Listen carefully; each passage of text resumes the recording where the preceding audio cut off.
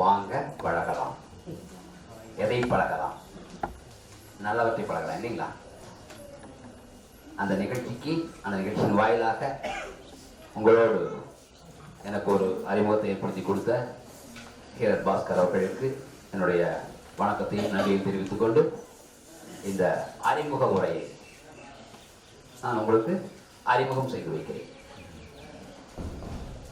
என்னோட பேர் வந்துங்க போதி பிரவேஷ்.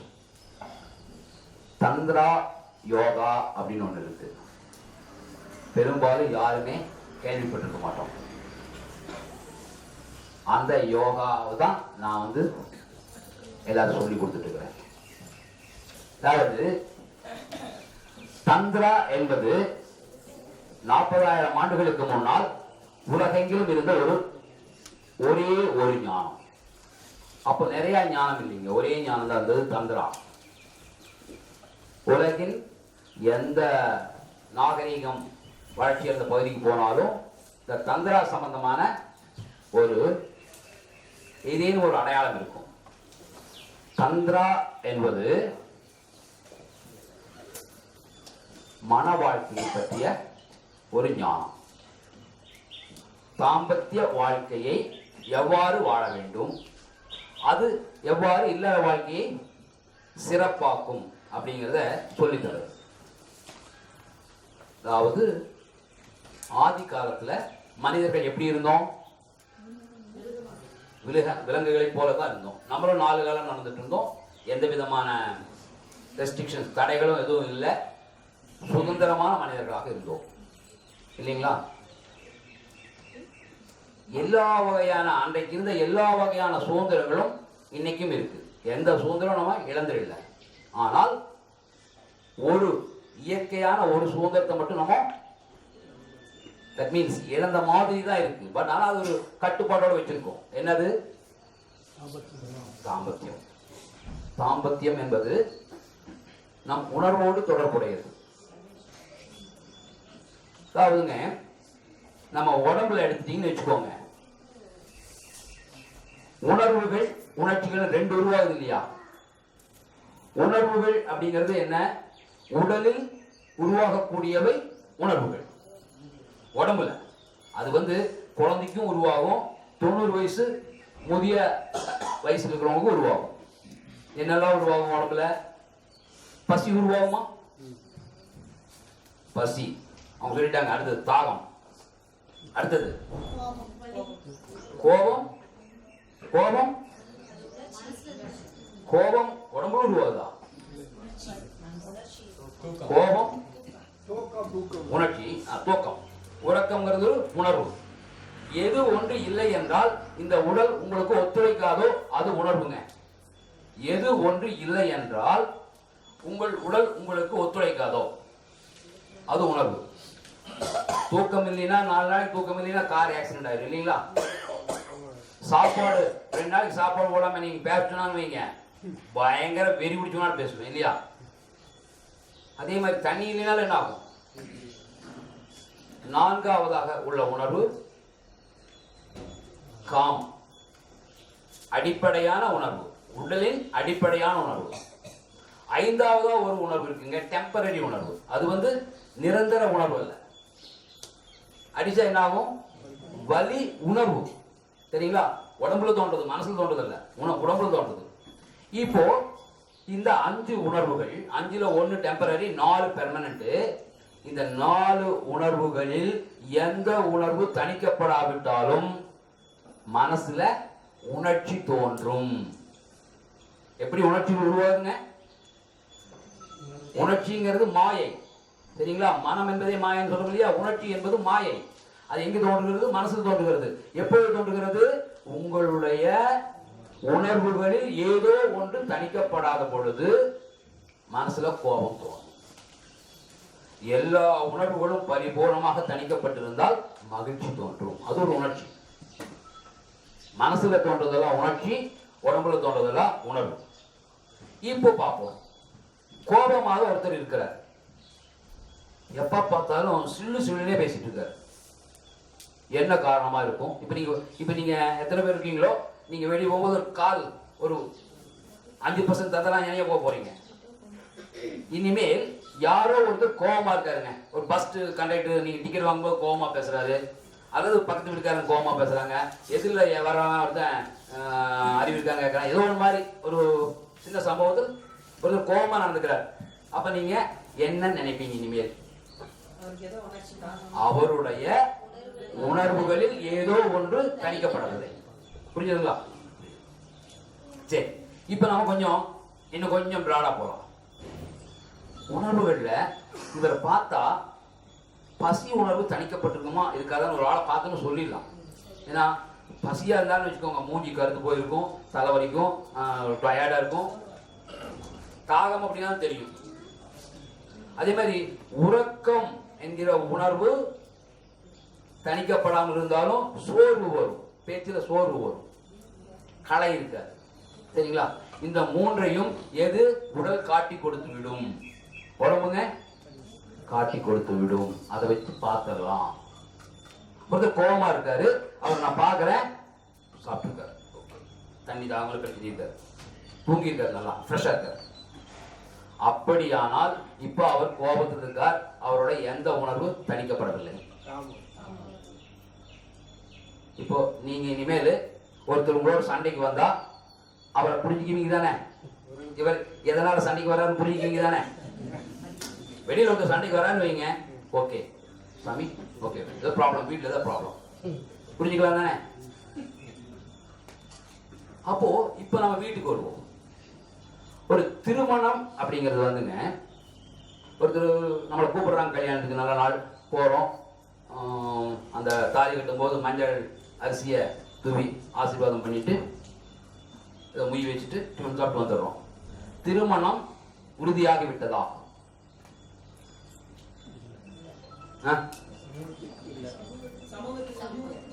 நமக்கு உறுதியாயிடுச்சு. அவங்களை பொறுத்த வரைக்கும் எப்ப உறுதியாகும்? அவங்களுடைய தாம்பத்திய வாழ்க்கை துவங்கி அதில் இருவரும் கம்பேட்டபிள், அதாவது பொருத்தமாக இருக்கிறார்கள் அப்படின்னா தான் அந்த திருமணம் உறுதியாகும். அப்படியானால் ஒரு திருமணம் என்கிற உறவை எது உருவாக்குகிறது? தாம்பத்தியம். தாம்பத்தியம் என்கின்ற அடித்தளத்தின் மீது கட்டப்படுகிற மாளிகை தான் இல்லறம். இல்லற வாழ்க்கையில் பிரச்சனைகள் இருந்தால் அப்போ என்ன பிரச்சனை? எதையும் நம்ம சரி பண்ணணும். ஏன்னா இப்ப நம்ம புரிஞ்சுட்டோம், பேசிக் அடிப்படை இதை புரிஞ்சுட்டோம். உணர்வுகள்ங்கிறது உடம்புல உருவாகுதுங்க. அது உருவாகுது தணிக்கலைன்னா நமக்கு உணர்ச்சிகள் தோணும். அந்த உணர்ச்சி தான் ஆளை வழி நடத்துவது, அறிவை வழி நடத்துவது உணர்ச்சி தான். அப்போ இவங்க இப்படி இருக்காங்கன்னா, கோபமா இருக்காங்கன்னா, ஏதோ ஒரு உணர்வு தணிக்கப்படல, எல்லா உணர்வும் ரெடியாக தணிஞ்சிச்சு, ஒரே உணர்வு தான் தணிக்கப்படாது. இதுதான் எது? காமம். காமத்தை பொறுத்த வரைக்கும் ஒரு மிகப்பெரிய கள்ளத்தனம் அதில் இருப்பது என்னவென்றால், என்னுடைய காமம் தணிக்கப்பட்டிருக்காது, ஆனால் நான் எல்லாம் தணிச்ச மாதிரி பக்காவா பேசப்படுவேன், எல்லோராலும் அது போட முடியும். ஏன்னா ஒரு பல்லாயிரம் ஆண்டுகளாக, ஒரு 10-20,000 ஆண்டுகளாக காமத்திற்கு எதிரான கருத்துக்களை நமக்குள்ள அவ்வளவு திணித்து என்ன பண்ணிட்டாங்க? காமம் உணர்வை நீ காட்டக்கூடாது, வெளியே காட்டினா அசிங்கம், என்ன பண்ணிட்டாங்க? அப்படி பண்ணி நம்ம காம உணர்வை மறைக்க கற்றுக்கொண்டோம். மறைக்க நம்ம கத்துக்கிட்டோம், மனசு தான் கத்துக்குச்சு, உடம்புனால உடம்பு கத்துக்கல. திருக்குறள் படிச்சவங்களுக்கு தெரியும் இல்லையா? பெண்ணின் பசலை நோயை பற்றி சொல்லுவார் இல்லையா திருவள்ளுவர்? அதாவது ஒருவருடைய உடல், பெண்களின் உடல் மஞ்சளா மாறும், பசலை நோய்பாங்க. அவருடைய காமம் தணிக்கப்படாத வேலை. வேற என்னெல்லாம் நடக்கும்? தணிக்கப்படினா இல்லற வாழ்க்கையில திருமணமானவங்களுக்கு தெரியும் இல்லையா?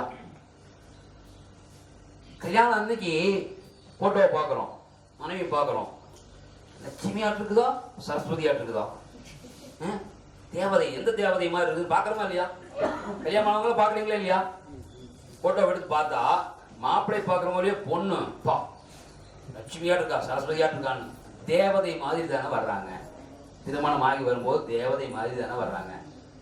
ஆனால் ஒரு குழந்தை பிறந்து கொஞ்ச நாள் ஆனோடனேயே ஏன் ராட்சசி மாதிரி மாறிடுறாங்க? அதாவது எல்லாத்துக்கும் நல்லவங்க, பக்கத்தால் வீட்டுக்காரங்களும் நல்லவங்க, அவங்க அப்பா அம்மாவுக்கும் நல்லவங்க, அண்ணன் தம்பிக்கு நல்லவங்க, எல்லாம் பழகிற எல்லாருக்கும் நல்லவங்க. ஒரே ஒரு மனிதனை மட்டும்தான் ஜென்ம விரோதியா கருதுறாங்க. யாரை? கணவனை. பெண்கள் தங்களுடைய கணவனை மற்றும் அப்படி ஒரு பரம விரோதியாக கருத காரணம் என்ன? இது வந்துங்க உங்களுக்கு எல்லாமே தெரியாது. ஒரு ஆண் என்பவன் தன்னுடைய தாயின் கற்புக்கு காவலாக இருக்கிறானா? எங்க அம்மா இருக்காங்க, எங்க அம்மாவுக்கு எங்க அப்பா இல்லை, எங்க அம்மாவுக்கு வேற ஏதோ ஒருவத்தோட சின்ன தொடர்பு இருக்குன்னு வச்சுக்கோங்க. நான் சூசைட் பண்ணிக்குவேனா? நான் தற்கொலை பண்ணிக்குவேனா? குரான் பண்ணிக்குவேனா? அம்மாவை கண்டிப்பா இல்லைனாலும் சின்ன வயசுல அப்பா இருந்தாரு, பரவாயில்ல போ விடு, கண்டுக்காது விடு, அப்படி ஒதுங்கிடுவான். என்னுடைய அக்கா தங்கச்சிக்கு யாராவது ஒருத்தர் நல்லா முதல்ல நான் சொல்லிடுறேங்க, நான் வந்து சாமியாராக இருந்தவன், காவி கட்டிக்கிட்டு தாடி விட்டுக்கிட்டு சாமியாராக கொஞ்ச நாள் இருந்தவன். என்னுடைய முதல் திருமணம் தோல்வியில் முடிந்ததால் சாமியாராக போயிட்டேன். சரியா? அது அந்த அறிமுகம் சொல்லிட்டு சொன்னா தான் சரியா இருக்கும். எனக்கு சகோதரிகள் இருக்காங்கன்னு வைங்க, சகோதரி யாரையாவது ஒருத்தர் லவ் பண்ணிட்டு இருக்காங்க, அவன் தருதல் அவன் போய் லவ் பண்றியே அப்படின்னு அதை தடுத்து நிறுத்திடுறோம். வேற ஒருத்தர் லவ் பண்றாங்க, சரி அவன் ஒரு தருதல் அவனை போய் லவ் பண்ணி இப்படி இன்னொருத்தர் லவ் பண்றாங்க. நான் சாமியாரா போவனா? என்னுடைய சகோதரிகள் இப்படி இருக்காங்கிறதா நான் தற்கொலை பண்ணிக்கொள்ள செஞ்சுக்கலாம்? செஞ்சுக்க மாட்டேன். என்னுடைய மகள் காலேஜுக்கு போறா, அங்க ஒருத்தமோட பழகலாம், இங்க ஒருத்தமோட பழகலாம், பஸ்ல ஒருத்தமோட பழகலாம்னு வச்சுக்கோங்க. நான் சூசைட் பண்ணிக்குவேனா? சாமியார போகலாம், கண்டிப்பேன், சீக்கிரம் கல்யாணம் பண்ணி வைப்பேன், அந்த மாதிரி தான் பண்ணி வைப்பேனே தவிர வீட்டுக்குள்ள வரலாம் சொல்லலாம், என்ன சாமி இப்படி பண்ற, வெளி போனோம்மா நமக்கு தலையை காட்ட முடியல கொஞ்சம், அப்படிதான் சொல்லுவோம். இதே இது மனைவி பக்கத்தால் இருக்காங்க கூட பல்ல கெஞ்சினா நான் என்ன பண்ணுவேன்? என்ன பண்ணுவேன்? ஒண்ணு அந்த இடத்துல நான் முரடனாக இருந்தால் முட்டாளாக இருந்தால் அடிப்பேன், வன்முறை. முட்டாளாக இல்லை, எல்லா வகையான தேவைகளையும் நான் செய்து வைத்திருக்கிறேன். எனக்கு திருமணம் ஆச்சு, அவங்க வளைகாப்பு பண்ணி தான் போனாங்க. என் மனைவியை நான் பேர் சொல்லி கூட இன்னும் கூப்பிட்டதில்லை. அப்படியே பார்த்துக்கோங்க, மோகம் அவ்வளவு மோகத்துலேருந்து இருக்கேன். அந்த மாதிரி ஒரு மனைவி போய் ஒரு கேஸ் போடுறாங்க வைங்க, டொமஸ்டிக் வயலன்ஸ் வரதட்சணை வழக்கு ஏதோ போடுறாங்க வைங்க, எப்படி இருக்கும்? இப்போ என்னுடைய மனைவி இன்னொருத்தரோட பல்ல கஞ்சிட்டு இருக்காங்க, எனக்கு எப்படி இருக்கும்? உங்களுக்கு புரியுதா? ஆண்கள் யாரோட கற்புக்கு காவலராக இருக்கிறார்கள்? மனைவியின் கற்புக்கு காவலாக இருக்கிறான். சரியா? தெளிவா புரிஞ்சுக்கோங்க. ஏன் பெண்கள் கணவனை முதல் எதிரியாக கருதுகிறார்கள்? அவங்களுக்கு தெரியாதுங்க, சப்கான்ஷியஸ் மைண்ட்ல இருந்து வருது. எந்த ஒரு வார்த்தையும் சிந்திக்கப்படாமல் வாயில் வராது. சிந்தித்ததை கூட நம்ம மறந்துடுவோம், சப்கான்ஷியஸ் மைண்ட் திங்க் பண்ணிருக்கோம்.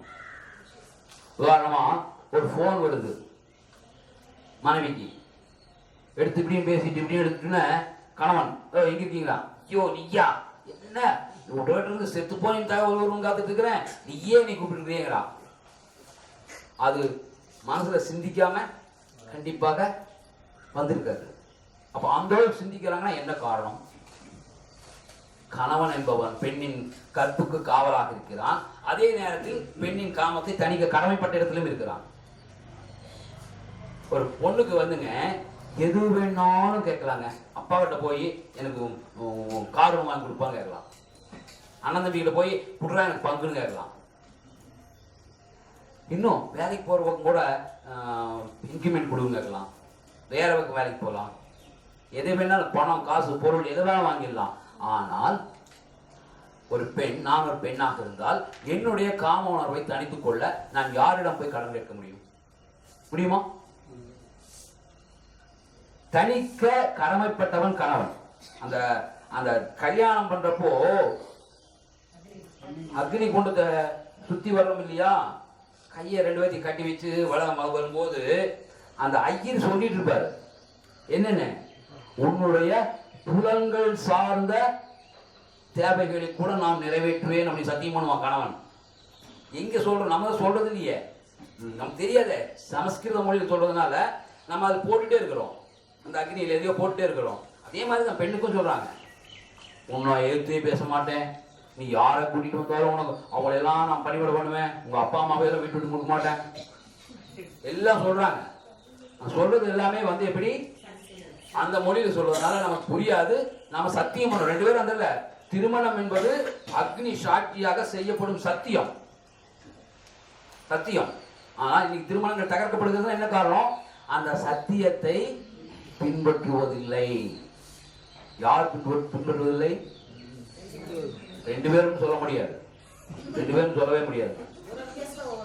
இல்ல 99%. அதனாலதான் இந்த பிரச்சனையே. 90 நமக்கு தெரியறதில்ல. 99% ஆண்கள் பின்பற்றுவது, ஆண்கள் பின்பற்றுவது உண்மை.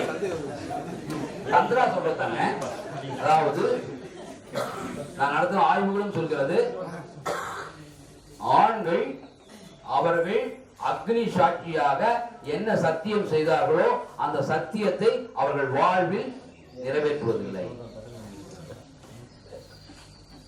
ஒரு ஆண் என்பவன் கணவனாக மாறும் பொழுது மனைவியின் காம உணர்வை தணிக்க கடமைப்பட்டவன், அதே நேரத்தில் மனைவிக்கு காவலாகவும் இருப்பவன் தெரிஞ்சிட்டோம் இல்லைங்களா? இப்போ அந்த காம உணர்வை தணிக்கிறார்களா? நான் என்ன சொன்னேன், உணர்வை தணிக்கப்படாட்டி என்ன ஆவாங்க? உணர்ச்சி காண்பிடும். கோபங்கிறது என்ன? பைத்தியம் மாதிரி தான். பெரும்பாலான பெண்களுக்கு நீங்க கேள்விப்பட்டிருப்பீங்க, காத்து போனவங்க பேய் பிடிச்சிருச்சு, கேள்விப்பட்டிருக்கீங்களா இல்லையா? ஏன் அந்த பிடிக்கிற பேய் ஆண்களை பிடிப்பதில்லை? சரி, பிடிக்கிற பேய் ஏன் ஒரு 60 வயசுக்கு மேலான கேள்வியை பிடிக்கிறது இல்லை? புரியுதா? காம உணர்வு இருக்கும் பொழுதுதான் பேய் பிடிக்கும், காத்து பிடிக்கும். அது வந்து ஹிஸ்டீரியாங்கிற ஒரு வியாதி. அது ஒரு ஹிஸ்டீரியாங்கிற வியாதி. அந்த வியாதி முழுக்க நிறைய இருந்ததுன்னா துணி கிழிச்சு திரிவாங்க, கொஞ்சமா 10% 20% இருந்ததுன்னா சண்டை கட்டிட்டு இருப்பாங்க. எத்தனை வீடுகளில் பயங்கர சண்டையா இருக்கும். அதே பெண் இன்னொரு நாள் சந்தோஷமா இருக்கும்போது, மாமா எனக்கு என்னமோ மாமா என்னைய சைக்காட்ரிஸ்டா கூட்டிட்டு போ மாமா, நீ உன்னை பார்த்தா பாவமா இருக்கு, நான் உன்னை ரொம்ப துன்புறுத்துறேன் எனக்கு தெரியுதும்பாங்க. என்ன, அவங்களுக்கே தெரியாம அவங்க பைத்தியமா ஆகிறாங்க. ஒரே காரணம், அவர்களுடைய காம உணர்வு தணிக்கப்படுவதில்லை. உங்களுக்கு எல்லாமே நாங்க நல்லா தான் இருக்கிறோம், சூப்பரா இருக்கமே தான் தோணும். உண்மை என்னவென்றால் இந்தியாவில் 95% பெண்கள், திருமணமான பெண்கள் ஒரு பொருளாக பயன்படுத்தப்படுகிறார்கள். பாலுறவு என்பது ஒரு சிகிச்சை. பாலுறவுங்கிறது என்னங்க? ஒரு சிகிச்சை. அது ஒரு கேளிக்கை கிடையவே கிடையாது, கேளிக்கை கிடையவே கிடையாது. அது ஒரு சிகிச்சை. அதிலே நிகழக்கூடிய பால் இன்பம் என்பது ஒரு டானிக், சத்து பானம். உங்களுக்கு எல்லாம் தெரியும், திருமணமான பெண்களுக்கு எல்லாம் தெரியும், கணவன் தாம்பத்தியத்தை விரும்புகிறார், குறை கெஞ்சுவாங்க, எப்படியோ ஒரு நாள் பெறுகிறார். அப்படி நம்ம கொடுக்காம இருந்தா அவன் எப்படி நடந்துக்கிறான்? ஒரு நாள் கணவர் இரவுல தொடர்ந்து கேட்கிறார், ஒரு 4 நாள் கேட்கிறார், மனைவி கூட விளையாட ஒத்துக்கலினா என்ன நடக்கும்? அடுத்த நாள் அவர் போகும்போது, மாமா வரும்போது காபி தூள் காபி தூள் நட்டுவாங்க, காபி தூள் எவனாடு சொல்லுவோம். அது மட்டுமல்லங்க, அவன் எடுக்கிற பைக்கு முன்னாள் சக்கர தூக்கும். பைக் எப்படி போகும்? பறக்கும். பெரும்பாலான விபத்துக்கள் பாலின்ப பஞ்சத்தில் உள்ளவர்களால் தான் நிகழ்கின்றன. எந்த ஒரு ஆணின் வாழ்க்கையில் பாலின்ப பஞ்சம் ஏற்படுகிறதோ அந்த ஆண் என்னவாக மாறி விடுகிறான்? கோபக்காரனா மாறிடுறான். பல வீடுகளில் நைட்ல கணவன் மனைவி சண்டை போடுகிறாங்க. என்ன, குழந்தைய ஏன் IAS படிக்கிறீங்கன்னு சண்டை? இல்ல ஏன் 3 மாடியில் பங்களா கட்டினா சண்டை? என்ன சண்டை? சண்டை இதுதான். வேற வேற வடிவங்கள் வரும். ஆனால் உண்மையான காரணம் தாம்பத்தியத்துல ஒத்துழைப்பு இல்லாததுதான். ஒரு ஆணை பொறுத்தவரை எப்பொழுது அவனுடைய வாழ்க்கையில் அவன் எதிர்பார்க்கிற தாம்பத்தியம் கிடைக்காம போதோ அப்பவே அவனுடைய மூளை சிந்திக்கும் திறனை இழந்துவிடும். சிந்திக்கும் திறனை இழந்தா மொட்டத்தனமா செயல்படும். இப்போ நம்ம பாக்குறோங்க, நம்ம கல்யாணத்துக்கு முன்னாடி எல்லாம் ஆண்கள் எப்படி எல்லாம் வண்டி ஓட்டணும். கல்யாணம் ஆகி குழந்தையெல்லாம் பிறந்தோன்னே ஆட்டோமேட்டிக்கா வெளில கொண்டு போகுது வண்டி. வரமா போயிருது இல்லையா? இப்போ வந்துங்க நமக்கு முன்னாடி போடுறாங்க, ரிசல்ட் போட்டு போடுறாங்க. நம்ம சொல்றோம், டேய் நாங்களும் தாண்டா போட்டோம் வித்த. ஏன் தணிந்து விட்டது? நம்முடைய அந்த ரத்த முறுக்கம் எங்க தணிஞ்சிருச்சு? இன்னைக்கும் செயல்பட முடியும் நம்மளால. இப்ப நம்ம இங்க இருக்கிற எல்லாராலும் கொலை செய்ய முடியுங்க. நம்ம எவ்வளவு பெரிய காந்தியவாதியாக இருந்தாலும் அகிம்சாவாதியாக இருந்தாலும் நம்மளால கொலை பண்ண முடியும். நம்மளை வந்து எவ்வளவு ஒருத்தங்க துன்புறுத்துறான்னா நம்ம செருப்படி வாங்கி கூட போக தயாரா இருப்போம். நம்ம கண் எதிரில் நம்முடைய மனைவியோ நம்முடைய குழந்தையோ எவ்வளவு ஒருத்தன் கையை கால் உடைக்கிறான்னு வைங்க, அவனை கொல்லவும் கொல்ல மாட்டோமா? அப்ப நம்ம எல்லாருமே கொலை செய்யக்கூடிய சக்தி இருக்கிற போது தானே. ஆனா ஏன் நம்ம ஓட்டுறதுல பைக் அந்த மாதிரி? என்ன காரணம்னா நாம் அன்பாளர்களாக மாறிவிடுகிறோம். எப்போ எப்பொழுது ஒரு உடம்புல இருக்கக்கூடிய உணர்வுகள் தணிக்கப்படுகிறதோ அப்போ உடம்பு வந்து மனசு என்ன ஆகுது? மகிழ்ச்சியை உருவாக்கிடுது. மகிழ்ச்சியின் விளைவுதான் அன்பு. நீங்க அன்பு என்பது என்ன? மகிழ்ச்சியாக இல்லாத மனிதர்களால் அன்பாக இருக்க முடியாது. அன்பு என்பது ஒரு விளைவு. விளைவு நம்ம உருவாக்குறது தான் அன்பு. உணர்வுகள் எல்லாம் தனிச்சிருக்கும் போதுங்க மகிழ்ச்சியாக இருப்போம். மகிழ்ச்சியாக இருக்கும் பொழுது அன்பாக இருப்போம். அன்பாக இருக்கும் பொழுது குறை காணும் பார்வை மறைந்து விடும். நிறைகள் மட்டும்தான் தெரியும். யார் ஒருத்தர் அன்பா இல்லையோ அவங்களுக்கு நிறைகளே தெரியாது, குறைகள் மட்டும்தான் தெரியும். எவ்வளவு பெரிய கோடீஸ்வரனா இருந்தாலும் அவன் மனைவிக்கு அவங்ககிட்ட குறை மட்டும்தான் தெரியும். அது கோடிகளும் மாளிகைகளும் வெளிநாட்டுக்காரர்களும் கண்ணு தெரியாது. புரியுதுங்களா? அப்போ அன்பு இல்லை. திருமண வாழ்க்கையில் என்ன இல்லை? சண்டைகள்லாம் நடக்குது. அதுக்கு காரணம் அன்பு இல்லை. அன்பு இல்லாத காரணம் என்ன? தந்திரா வழியில் தாம்பத்திய வாழ்க்கையை நாம் நடத்தவில்லை. என்ன செஞ்சிட்டோம்? தந்திரா என்பது பெண்ணை போற்றுவது, பெண்ணை வணங்குவது, பெண்ணே அனைத்தின் மூலம். இயக்குனர் ஒரு வட்டம் ஒண்ணு இருக்குன்னு வச்சுக்கோங்க. எந்த எவ்வளவு பெரிய வட்டம் போட்டாலும் சரி, இவ்வளவு பெரிய வட்டம் போட்டாலும் சரி, இவ்வளவு பெரிய வட்டம் போட்டாலும் சரி, பூமி மேல வட்டம் போட்டாலும் சரி, அந்த வட்டத்துக்கு ஒரு மையம் இருக்கும் இல்லையா? அந்த மையமாக இருப்பது பெண், மனைவி. அந்த மையம், அந்த மையத்தை சுத்தி இருக்கக்கூடிய பட்டா, பரிதின்னு சொல்றோம் இல்லையா? சர்க்கம்பரன்ஸ், அது என்னது? ஆண். எங்க சுத்தினாலும் சரி அந்த மையத்தை சுத்தி தான் வந்தாக முடியும். அந்த ரெண்டையும் இணைக்கிற ஆரக்கல்கள் தான் குழந்தைகள். இப்போ இந்த மையம் சரியில்லை என்றால், மையம் சரியில்லைன்னா என்ன ஆகும்? சக்கரம் இப்படித்தானே போகும், உழன்று தானே போகும். அப்போ மையம் சரியில்லாத சக்கரம் எப்படி ஓடுங்க? வேகமாக ஓட முடியாது. மையம் சரியாக இருக்கும் சக்கரம் தன்னுடைய எல்லை ஈஸியாக அடைஞ்சிடும். மையம் சரியில்லைன்னா அச்சு உடைஞ்சுவோம். வண்டியிலாம் அச்சு உடைஞ்சுவோம்னு சொல்லுவாங்க இல்லையா? ஆக்சிடென்ட், கட்டாயம். மனைவி என்பவள் யாருங்க? ஒரு குடும்பத்தின் மைய புள்ளி. மனைவி இல்லை என்றால் குடும்பமே இல்லை. இன்னும் சொல்ல போனா பெண்கள் தான் எல்லாத்தையுமே உருவாக்குந்தே. குடும்பத்தை உருவாக்குந்து நாடோடிகளாக இருந்தவர்களை, மனித இனத்தை ஓரிடத்தில் தங்கி வாழும் இனமாக மாற்றியது பெண்கள். அதே மாதிரி மொழியை கண்டுபிடித்தது பெண்கள், குழந்தைகளோடு பேசுறதுக்காக. அதே மாதிரி திருமணத்தை கண்டுபிடித்தது பெண்கள். எல்லாமே, விவசாயத்தை கண்டுபிடித்தது பெண்கள். எல்லாத்தையுமே கண்டுபிடித்தது பெண்கள். எல்லாமே இன்னைக்கு இயங்கிட்டு இருக்கிறது பெண்களுக்காகத்தான். நம்ம வந்து பேசிட்டு இருக்கிறோம்னா எதுக்காக பேசிட்டு இருக்கிறோம்? காசுக்காக பேசிட்டு இருக்கிறோம். நீங்க எதுக்காக போய் பேசிட்டு இருக்கீங்க? நிம்மதியாகி இருந்து நீங்க எதை தெரிஞ்சுட்டு போய் நிம்மதியாகி நம்ம போய் அங்க ஏதாவது சாதிக்கலாம் பேசி வந்திருக்கீங்க. ஒரு ஆணை சாதிக்கும்படி தள்ளிவிடக்கூடிய உந்து சக்தி எது? என்னுடைய உள்ளங்கவர்ந்த காதலி மனைவி. அவங்க மேல எனக்கு அன்பு இல்லைன்னா செயல்பட மாட்டேன்.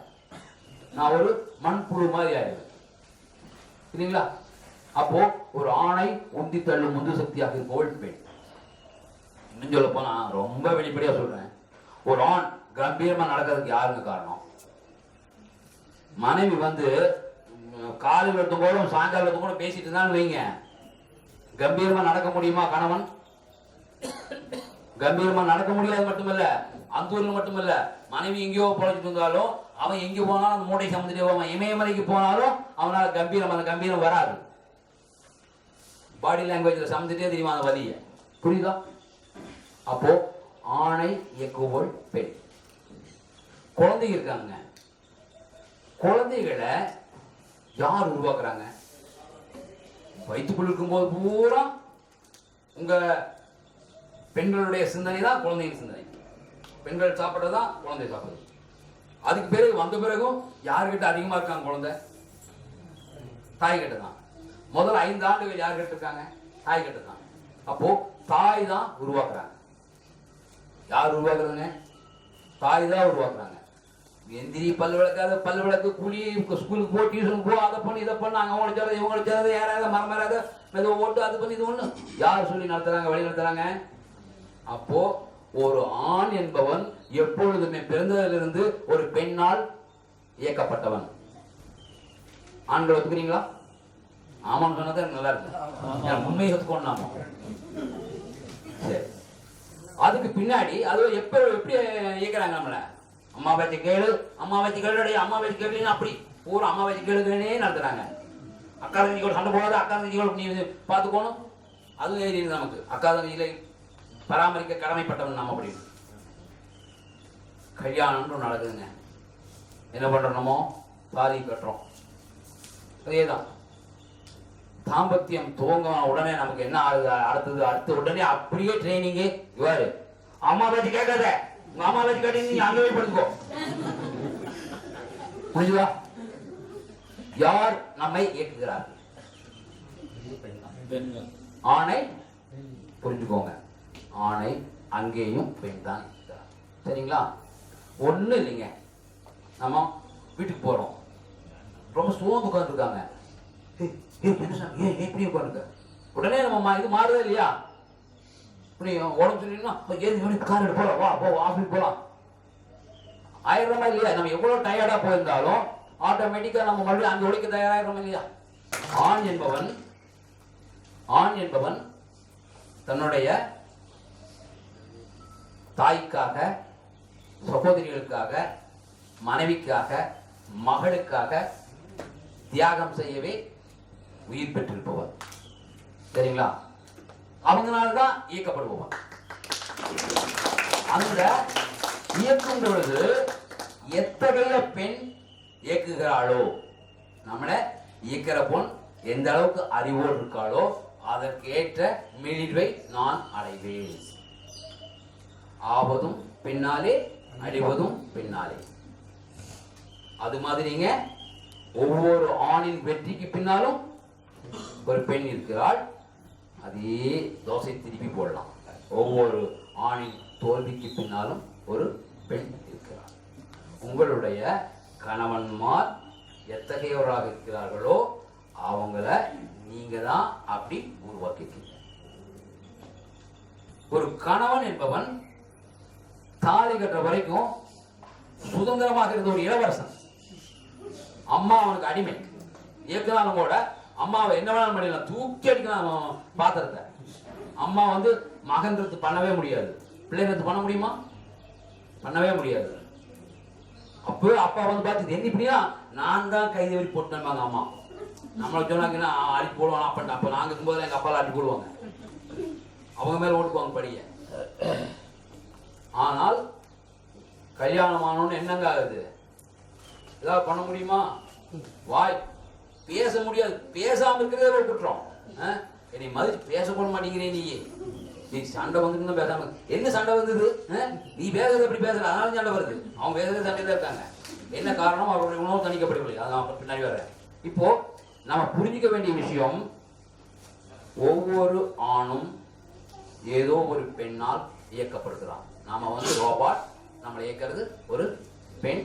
அந்த பெண் யாருன்னா கண்டிப்பாக என்னுடைய உள்ளங்கவர்ந்த காதலி தான் இயக்க முடியும். சும்மா வழியில் போற போனாலும் இயக்க முடியாது. யார் என்னுடைய மனசுக்குள் இருக்காங்களோ அவங்க தான் இயக்க முடியும். யார் இருப்பாங்க? கண்டிப்பாக 90% ஆண்களுக்கு அவங்க மனைவி தான் இருப்பாங்க. ஏன்னா அவங்க தான் குழந்தைகள் எல்லாம் பெற்று கொடுத்துருக்காங்க. அவங்க மனைவி தான் இருப்பாங்க. அவன் மனைவிக்காக தான் இயங்கிட்டு இருக்கான். ஆனால் சண்டையா இருக்கு குடும்பத்துல. அவருங்க ஒருத்தர் சொன்னாரு, பரம விரோதிகள் இருவர் ஒரே இடத்தில் படுத்துறங்கும் இடமாக எங்கள் படுக்கை அறை இருக்குதுன்னு. படுக்கை அறை எப்படி இருக்கணும்? படுக்கை அறைங்கிறது வந்துங்க பூஜை அறையாக இருக்க வேண்டும். உண்மையில படுக்கை அறைங்கிறது தான் அன்பு என்பது உருவாகிறது. அன்புங்கிறது என்னங்க? லவ் இஸ் காட் யார் சொன்னாங்க? அன்பே கடவுள் யார் சொன்னாங்க? சொல்லுங்க கேட்கலாம். அன்பே சிவம். சரிங்களா? அன்பே சிவம் சொன்னது சிவபெருமான சொன்னார். அதிலிருந்து திருமூலர், புத்தர், அப்புறம் அவங்க இருந்து ஏசுநாதர், இப்படி வரிசையா வருது இல்லையா? உண்மையிலே அன்புதாங்க கடவுள். அன்பாக இருந்தால், இப்ப நம்ம ஒரு இது விளம்பரம் கூட விட்டுருக்காங்க இல்லையா, சரவணா ஸ்டோர்ஸ், அருமையான பாடல். அன்பை சொல்ல சொல்ல செல்வம் சேருமேனு. எந்த அளவிற்கு நாம் அன்பாக இருக்கிறோமோ அந்த அளவிற்கு நாம் ஆரோக்கியமாக இருப்போம். எந்த அளவுக்கு நாம் அன்பாக இருக்கிறோமோ அந்த அளவுக்கு நாம் மகிழ்ச்சியாக இருப்போம். மகிழ்ச்சியாக எந்த வீட்டில் மகிழ்ச்சியாக இருக்கிறார்களோ அந்த வீட்டை தேடிதான் லட்சுமி வருவாள். நல்லா புரிஞ்சுக்கோங்க. மகிழ்ச்சி என்பது வெற்றியை ஈர்க்கக்கூடிய காந்தம். வெற்றி வந்தா வெற்றியின் விளைவாக செல்வம் வரும் இல்லையா? அப்போ மகிழ்ச்சியாக நாம் இருக்கணும். நோக்கம் அதுதாங்க. திருமணம் என்பதே எது? இந்த முரட்டுத்தனமா இருந்தவன சாந்தம் பண்றது தான் திருமணம். அதே மாதிரிதான் பெண்ணுக்கும். சாந்தமா இருந்த பெண்ணை கூட்டிட்டு வந்து நம்ம என்ன பண்றோம்? ராட்சசி பண்ணிடுறோம். முரட்டுத்தனமா இருந்த ஆம்பளை கூப்பிட்டு வந்து மொன்ன பண்ணிடுறோம். அப்படி இல்லாம இருக்கணும்னா என்ன பண்ணணும்? தந்திராவளியின் தாம்பத்திய வாழ்க்கையை வாழ நாம் கற்றுக்கொள்ள வேண்டும். அது என்னங்க தந்திரம் சும்மா சொல்லிட்டு இருக்கீங்க, வரவே மாட்டேங்கிறீங்க. அதாவதுங்க அன்பு என்பது கடவுள். அந்த கடவுளை உருவாக்கக்கூடிய செயல் எது? தாய் அன்புக்கு இணையான அன்பை உருவாக்கக்கூடிய ஒரே செயல் தாம்பத்தியம். முன்பின் தெரியாத ஒரு பொண்ணுக்கும் முன்பின் தெரியாத ஒரு ஆணுக்கும் இடையில அப்படி யாராலும் பிரிக்க முடியாது, அப்பா அம்மாவாலும் பிரிக்க முடியாத அன்பு உருவாகுது இல்லையா? அந்த அன்பை உருவாக்குவது தாம்பத்தியம். அப்போ கடவுளை உருவாக்குறது. கடவுளை உருவாக்குற செயல் எந்த செயல்? எப்படி இருக்கணும்? புனிதமான செயல். நல்லா புரிஞ்சுக்கோங்க. பாலுறவு என்பது ஒரு அசிங்கம், அதெல்லாம் கிடையவே கிடையாது. முட்டாள்களால் நமக்கு துணிக்கப்பட்டது. லிங்கத்தை நீங்கள வாங்கியிருப்பீங்க இல்லையா? சிவலிங்கத்தை நீங்கள வணங்குறீங்களா இல்லையா? எங்க இருக்கு? எந்த கோயிலுக்கு சொல்லுங்க பார்க்கலாம். நீங்க எல்லா கோயிலும் இருக்கு. அவனுடைய தாற்பயம் என்ன?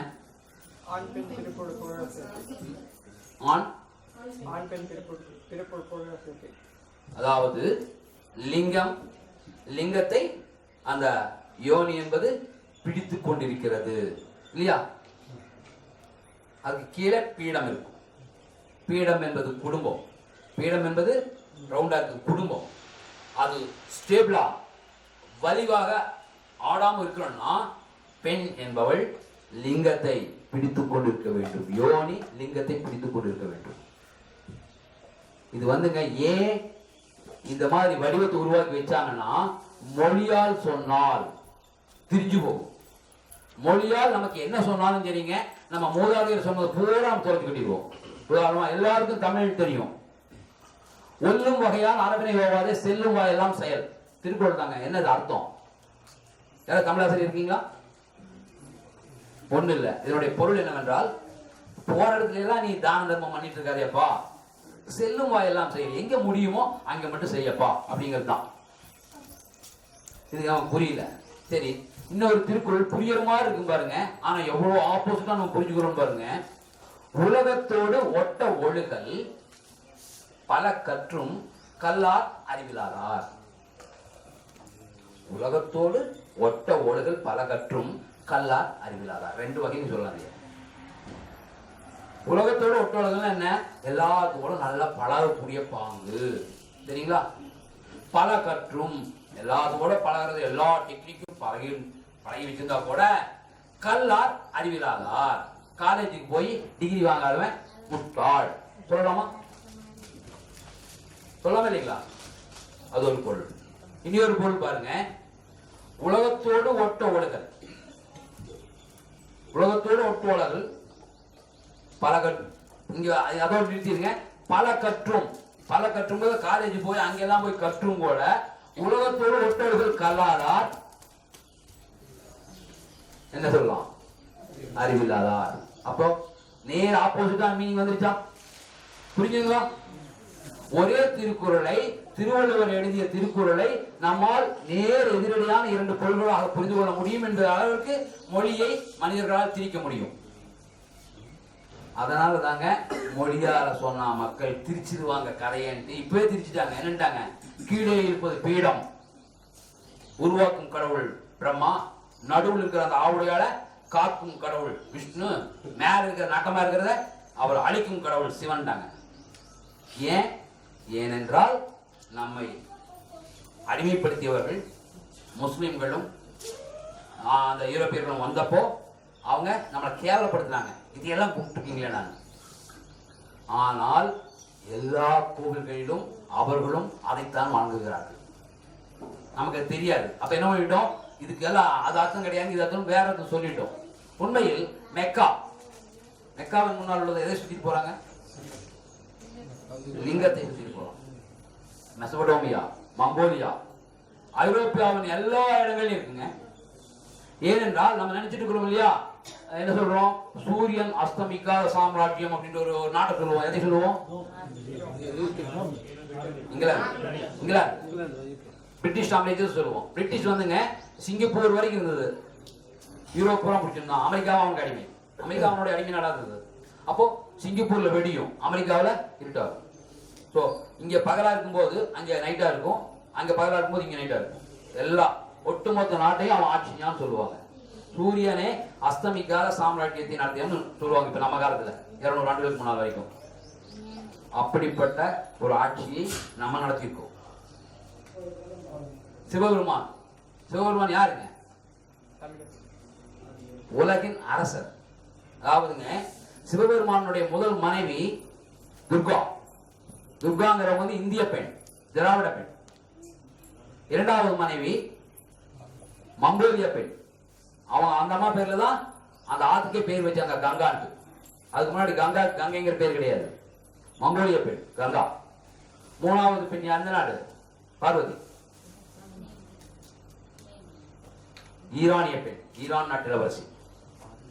ஈரான் நாட்டு இளவரசி. ஈரானுக்கு தான் அப்போ அந்த பூரா யூரோப் பூரா அடிமை. அப்போ 3 பெண்களை மணமுடித்ததன் மூலம் முடிசூடா மண்ணாகிறவர் சிவபெருமான். அதனால தான் சிவபெருமான் பேர் இன்னைக்கு இருக்கு. அவர் தான் எக்கச்சக்கமான விஷயங்களை கண்டுபிடித்து வரும் போல. அதுக்காக தான் பார்வதியை கல்யாணம் பண்ணிக்கிறாங்க. ஓகே, இப்போ அது இருக்கட்டும். அந்த காலகட்டத்தில் சிவபெருமான் நான் அரசராக இருந்த பொழுதுதாங்க எல்லா இடத்துலையும் கொண்டு போய் நட்டாரு. எதைய? யோனி லிங்கம். அது பேர் சிவலிங்கம் நீங்க சொல்லுவீங்க. ஆனால் சிவனே வணங்கியதால் அது சிவலிங்கம் சொல்றோம். அவர் அங்க எல்லாம் கொஞ்சம் பிரதிஷ்டை பண்ணார். தந்திராவனுடைய தத்துவத்தை போதிக்கக்கூடிய யோனி லிங்கத்தை இப்ப நீங்க எல்லாம் புரிஞ்சிருப்பீங்க. அந்த நம்ம போய் எனத்தை வணங்கிட்டு வர்றோம், லிங்கத்தை வணங்கிட்டு வர்றோம். அதனுடைய அர்த்தம் என்ன? அந்த செயலை நாம வணங்கணும். அந்த செயல் புனிதமான செயல். அதனால் அன்பு உருவாகும். உருவாகிறதா அன்பு. ரொம்ப பிராக்டிக்கலா போனால் தாம்பத்தியம் முடிந்த பிறகு எத்தனை ஆண்கள் என்னுடைய மனைவி உறங்கிவிட்டாளா என்று பார்க்கிறார்கள். தாம்பத்தியம் முடிஞ்ச உடனே பல வீடுகள்ல ஜட்டு பாம் எடுத்து பூசு பூசிட்டு தூங்குற பெண்கள் இருக்காங்க. பல வீடுகள்ல போய் டிவி போட்டு சவுண்ட் கம்மியா பார்த்துட்டு இருக்கிற பெண்கள் இருக்காங்க. அதை கணவன்மார் பார்க்கிறோமா என்றால் இல்லை. என்ன காரணம் நமக்கு தெரியாது. பாலியல் கல்வி என்பதை உலகிற்கே போதித்த ஒரு நாடு காமசூத்ரா என்கிற புத்தகத்தை 2500 ஆண்டுகளுக்கே முன்னால் எழுதிய நாடு. கேள்விப்பட்டிருப்பீங்க தானே? வாத்சாயனர், வாத்சாயன மலிங்க வாத்சாயனர். அதுக்கு பின்னாடி ரதி ரகசியங்கள் புத்தகத்தை எழுதினாங்க. அனங்கரங்கா 36 புத்தகங்கள் இருக்கிறது. ஆனால் ஒரு புத்தகத்தை கூட நாம் படித்ததில்லை. அது அசிங்கங்கிறோம். இல்லற வாழ்க்கைக்கு அடித்தளமாக இருப்பது தாம்பத்தியம். ஆனா தாம்பத்தியத்தை பத்தி படிச்சுக்கிறது அசிங்கம். எப்படிங்க?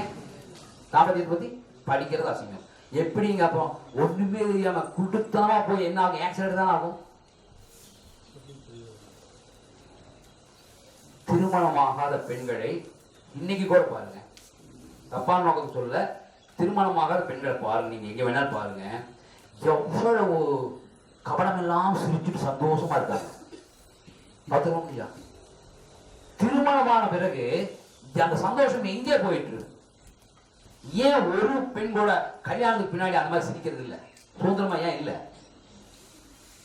ஏனென்றால் கணவன் என்பவன் காவலனாக இருக்கிறான், காதலனாக இல்லை. எப்படிங்க?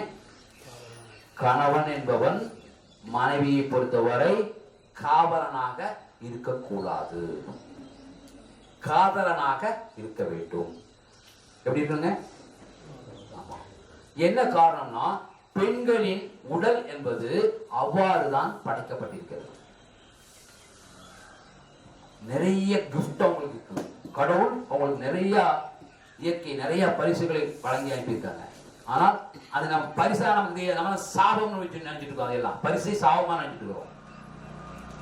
உதாரணமாக அவங்களுக்கெல்லாம் தெரியும் ஒரு பிரசவ வலி எப்படி இருக்கும் நமக்கு தெரியுமா? ஒரு கஸ்ஸாவும் பண்ண முடியுமா? முடியாது. மாதவிடாய் நேரத்துல எப்படி இருக்கும் தெரியுமா?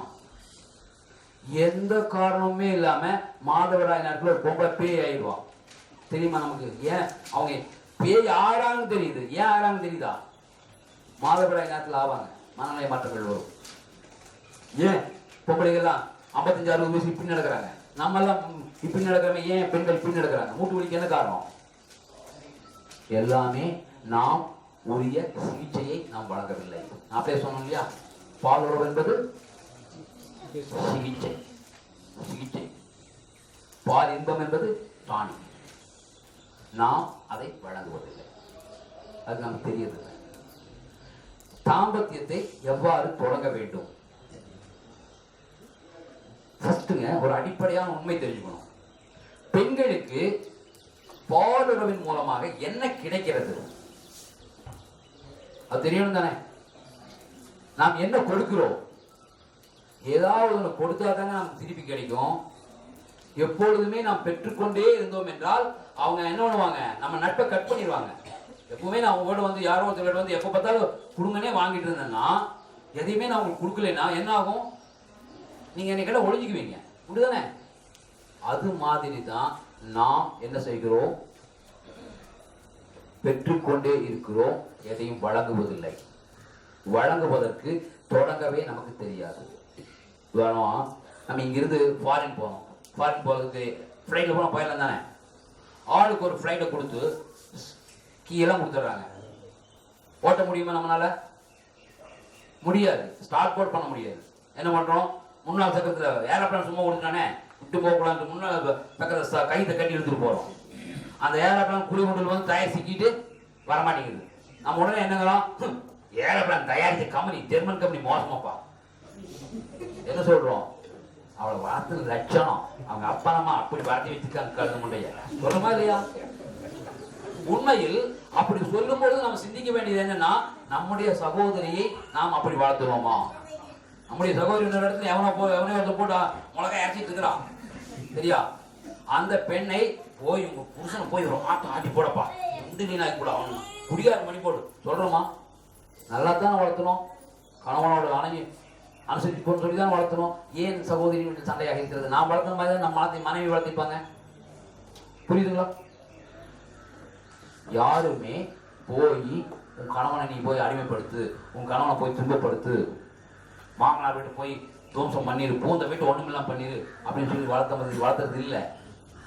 கணவன் அவ்வாறு உருவாக்கி விடுகிறான். உணர்வுகளை தணிக்காத காரணத்தால் அவர்கள் கோபாவேசம் கொண்ட வழக்கம் மாறுகிறார்கள். என்ன காரணம்னா, பெண்களுக்கு உங்களுக்கு தெரியாதனால அதிர்ச்சியா இருக்கும். பசியில் ஆண்களை காட்டில் 2 மடங்கு பெண்களுக்கு அதிகம். என்னங்க எங்க புள்ள காலேஜுக்கு போற ஒரு தோசை கூட திங்க மாட்டேங்கிறான் அப்படின்னு சொல்லுவாங்க. எது வரைக்கும் சாப்பிட மாட்டாங்க, கர்ப்பமாக வரைக்கும் சாப்பிடவே மாட்டாங்க. ஒரு தோசை சாப்பிட்டு போடி இப்படி இருக்கிறியே எதிர்பார்த்து இருக்கிறியம்பாங்க, உன்னை எவடி கட்டுவான்பாங்க, எனக்கு வேண்டான்னு போவாங்க. அதே பெண்கள் அவங்க உண்டான பிறகு என்ன பண்றாங்க, நேரத்துக்கு நிறைய சாப்பிடுவாங்க, இடையில சாப்பிடுவாங்க. ஏன்னா அவங்க சாப்பாடு தான் குழந்தையா உருவாகிறது. அப்ப என்ன ஆகுது, அது ஹேபிட்டா மாறுது. அவங்க ருசி பார்க்க சாப்பிடுவாங்க, குழந்தை கூட்டோடு சாப்பிடுவாங்க, குழந்தை மிச்சம் வச்சே சாப்பிடுவாங்க, நம்மளோட உட்காந்து சாப்பிடுவாங்க. கடைசியில் மிச்சமாய் போச்சு அந்த சட்டி கழுவணும் சாப்பிடுவாங்க. இத்தனை வடிவத்துக்கு சாப்பிட்டு என்னவாங்க, உடம்பு போட்டுருவாங்க. அப்போ பசியில் 2 மடங்கு அவங்களுக்கு ஹேபிட்னால ஆயிடும். காமத்து 4 மடங்கு ஆண்களை காட்டிலும் பெண்களுக்கு அதிகம், உணர்வுகள் அதிகம். ஆனா அவங்களுக்கே தெரியாது. எங்களுக்கு அப்படியா தெரியாது. ஆனால் அந்த முறையில் நாம் தாம்பத்தியத்தை மேற்கொண்டால் அவங்களுக்கும் தெரிய வரும். ஆசையில் 8 மடங்கு அதிகம், ஆசையில் 8 மடங்கு தெரியும் இல்லையா? பீரோ இப்ப தங்க பார்த்தா என்ன இருக்குது, நமக்கு மொத்தமா எத்தனை இருக்குதுங்க, 6 பேண்ட் செட் உள்ள பெரிய அதிசயம். அவங்களுக்கு என்னங்க 250 இருக்குது சேலைங்க, 250 இருக்குதா, எனக்கு தெரியுது பாரு. அந்த சேலைக்கு தகுந்த கலர் செருப்பு, சேலைக்கு தகுந்த கலர் என்னென்னமோ எல்லாம் மேட்ச் இல்லையா? அந்த கலர்ல ஒரு நெக்லஸ் இல்லையா, அது என்னமோ அவங்க உலகமே இடிஞ்சு வந்த மாதிரி இருக்கும். அப்படி இருக்கிறோம். அப்போ ஆசையில் 8 மடங்கு அதிகம். அப்போ நம்ம எதைய ஃபில்பில் பண்ணோம்னா, உணர்வுகளை ஃபில்பில் பண்ணா அந்த ஆசைகள்லாம் குறையும். அதற்காக தந்திராவளியை நாம் மேற்கொள்ள வேண்டும். எப்படி தந்திராவளியை மேற்கொள்வது?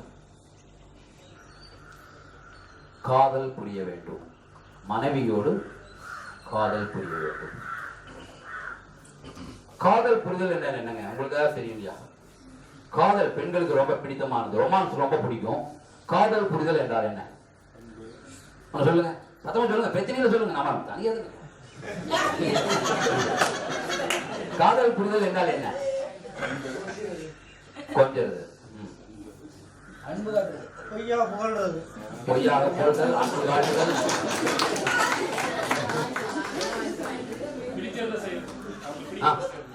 அவங்களுக்கு பிடிக்கிறது, அவங்க பேசுறத ஒத்துக்கிறது,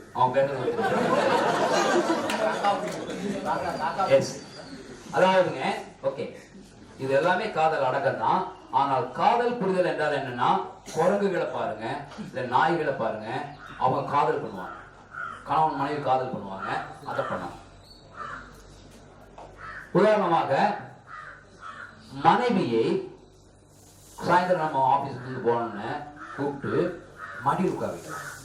மகளை உட்கார வைக்கிறோம் இல்லையா, அது மாதிரி மடியில் உட்கார வைக்கலாம். என்ன சாமி நீங்கெல்லாம் என்ன நடந்தது வீட்டுல, என்ன நடந்தது வேற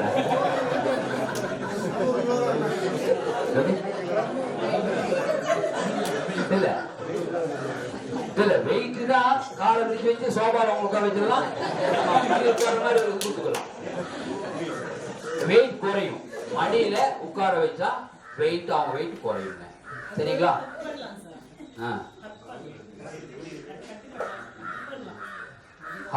அதாவது அப்புறம் அவங்கள 3 பேர் உட்கார சோபால படுக்க வச்சு மடியில் வச்சுட்டுங்க, தலையை வச்சுட்டு பேன் பார்க்கலாம். பேன் இல்ல, நான் சொல்றது பேன் இல்ல. இப்ப எந்த தலையில எங்கேயாவது பேன் இருக்க முடியுமா? எங்க மனைவி என் தலையில பேன் பார்ப்பாங்க, எனக்கு நல்லா இருக்கும். ஐயோ இந்த கோவமெல்லாம் தீர்ந்து போக பேன் பார்த்தா. நம்ம தலையில பேன் பார்க்க முடியுமா? கோதி விடலாம். சரிங்களா? காதை சுத்தப்படுத்தி விடலாம். நீங்கள் உங்கள் பெண் குழந்தையோடு எப்படியெல்லாம் கொஞ்சுகிறீர்களோ அப்படியெல்லாம் கொஞ்சுவதுதான் காதல் புரிதல். குழந்தைகளோட கொஞ்சம் இல்லையா, அது ஒண்ணுமே நீங்க கபடமற்ற அன்பு. கபடமற்ற அன்புதான் குழந்தைங்க இருக்கிற அன்பு. அந்த கபடமற்ற அன்பை நாம் செலுத்தினால் எதை நாம் செலுத்துகிறோமோ அதை திரும்ப பெறுவோம். ரொம்ப சிம்பிள்ங்க. எதை வளர்ந்துக்கிறோமோ அதை திரும்ப பெறுவோம். அப்போ இப்ப நீங்க புரிஞ்சுட்டீங்க, குழந்தைங்க மேல நாம் அன்பு செலுத்துறது அதை பத்தி விளக்க வேண்டியது இருக்கு. குழந்தைகளின் மீது நாம் அன்பு செலுத்தும் பொழுது எத்தகையதாக அந்த அன்பு இருக்கிறது? நாம் எதையாவது எதிர்பார்த்து அன்பு செலுத்துகிறோமா? அட்லீஸ்ட் ஏய் நான் உன் மேல 2 கிலோ அன்பு வச்சிருக்கேன்டா, நீ 2 கிலோ அன்பு என்ற மேல காட்டுறா சாமின்னு கேட்கிறோமா? புரியுதுங்களா? எப்பொழுது எதிர்பார்ப்பற்ற அன்கண்டிஷனல் லவ்ங்கிறது, எப்பொழுது எதிர்பார்ப்பற்ற முறையில் நாம் அன்பை செலுத்துகிறோமோ அப்பத்தாங்க அது அங்க உண்மையான அன்பை அது விளைவிக்கும். அது விளைவிக்கும். நம்ம செத்து போற அன்னைக்கு நம்ம குழந்தைகளுக்கு இணைய யாரும் அழுக மாட்டாங்க. அப்போ என்ன காரணம்? அன்பின் வெளிப்பாடு தான் அழுகை இல்லையா? அப்போ நம்ம குழந்தைகளுக்கு நம்ம எப்படி எதையும் எதிர்பார்க்காம அன்பு செலுத்துறோமோ அது மாதிரி மனைவி மீது அன்பு செலுத்தினால் அவங்க அப்படியே திருப்பி செலுத்துவாங்க. அவ்வளவுதாங்க. ஒரு குழந்தை நடத்துற மாதிரி கணவன் மனைவிங்கிறது வந்துங்க ஒரு ஆணும் பெண்ணும் சேர்ந்து இணைந்து குழந்தையை பற்றி வாழ்றது வாழ்க்கை அல்ல. அது அது வந்து இந்த மிருகங்களின் வாழ்க்கை. நம்ம 6ஆம் அறிவு இருக்குதுன்னா நம்ம என்ன பண்ணணும்? கணவனின் மகளாக மனைவியும் மனைவியின் மகனாக கணவனும் மாறி வாழும் வாழ்க்கை தான் உண்மையான அன்பான இல்லற வாழ்க்கைங்க. அந்த மாதிரி அன்பை பெறும் பொழுது நமக்கு குறையே தெரியாது, மனைவி கிட்ட குறையே தெரியாது. கண்டபடி திட்டினால் கூட திட்ட தெரியாது. ஜாலியா பேசுறீங்க. திட்டப்பங்க நமக்கு தெரியும். திட்டப்ப தெரியும். என் பையன் வந்து சொட்டை அப்படின்னு கேட்ட எனக்கு கோபம் வருமா?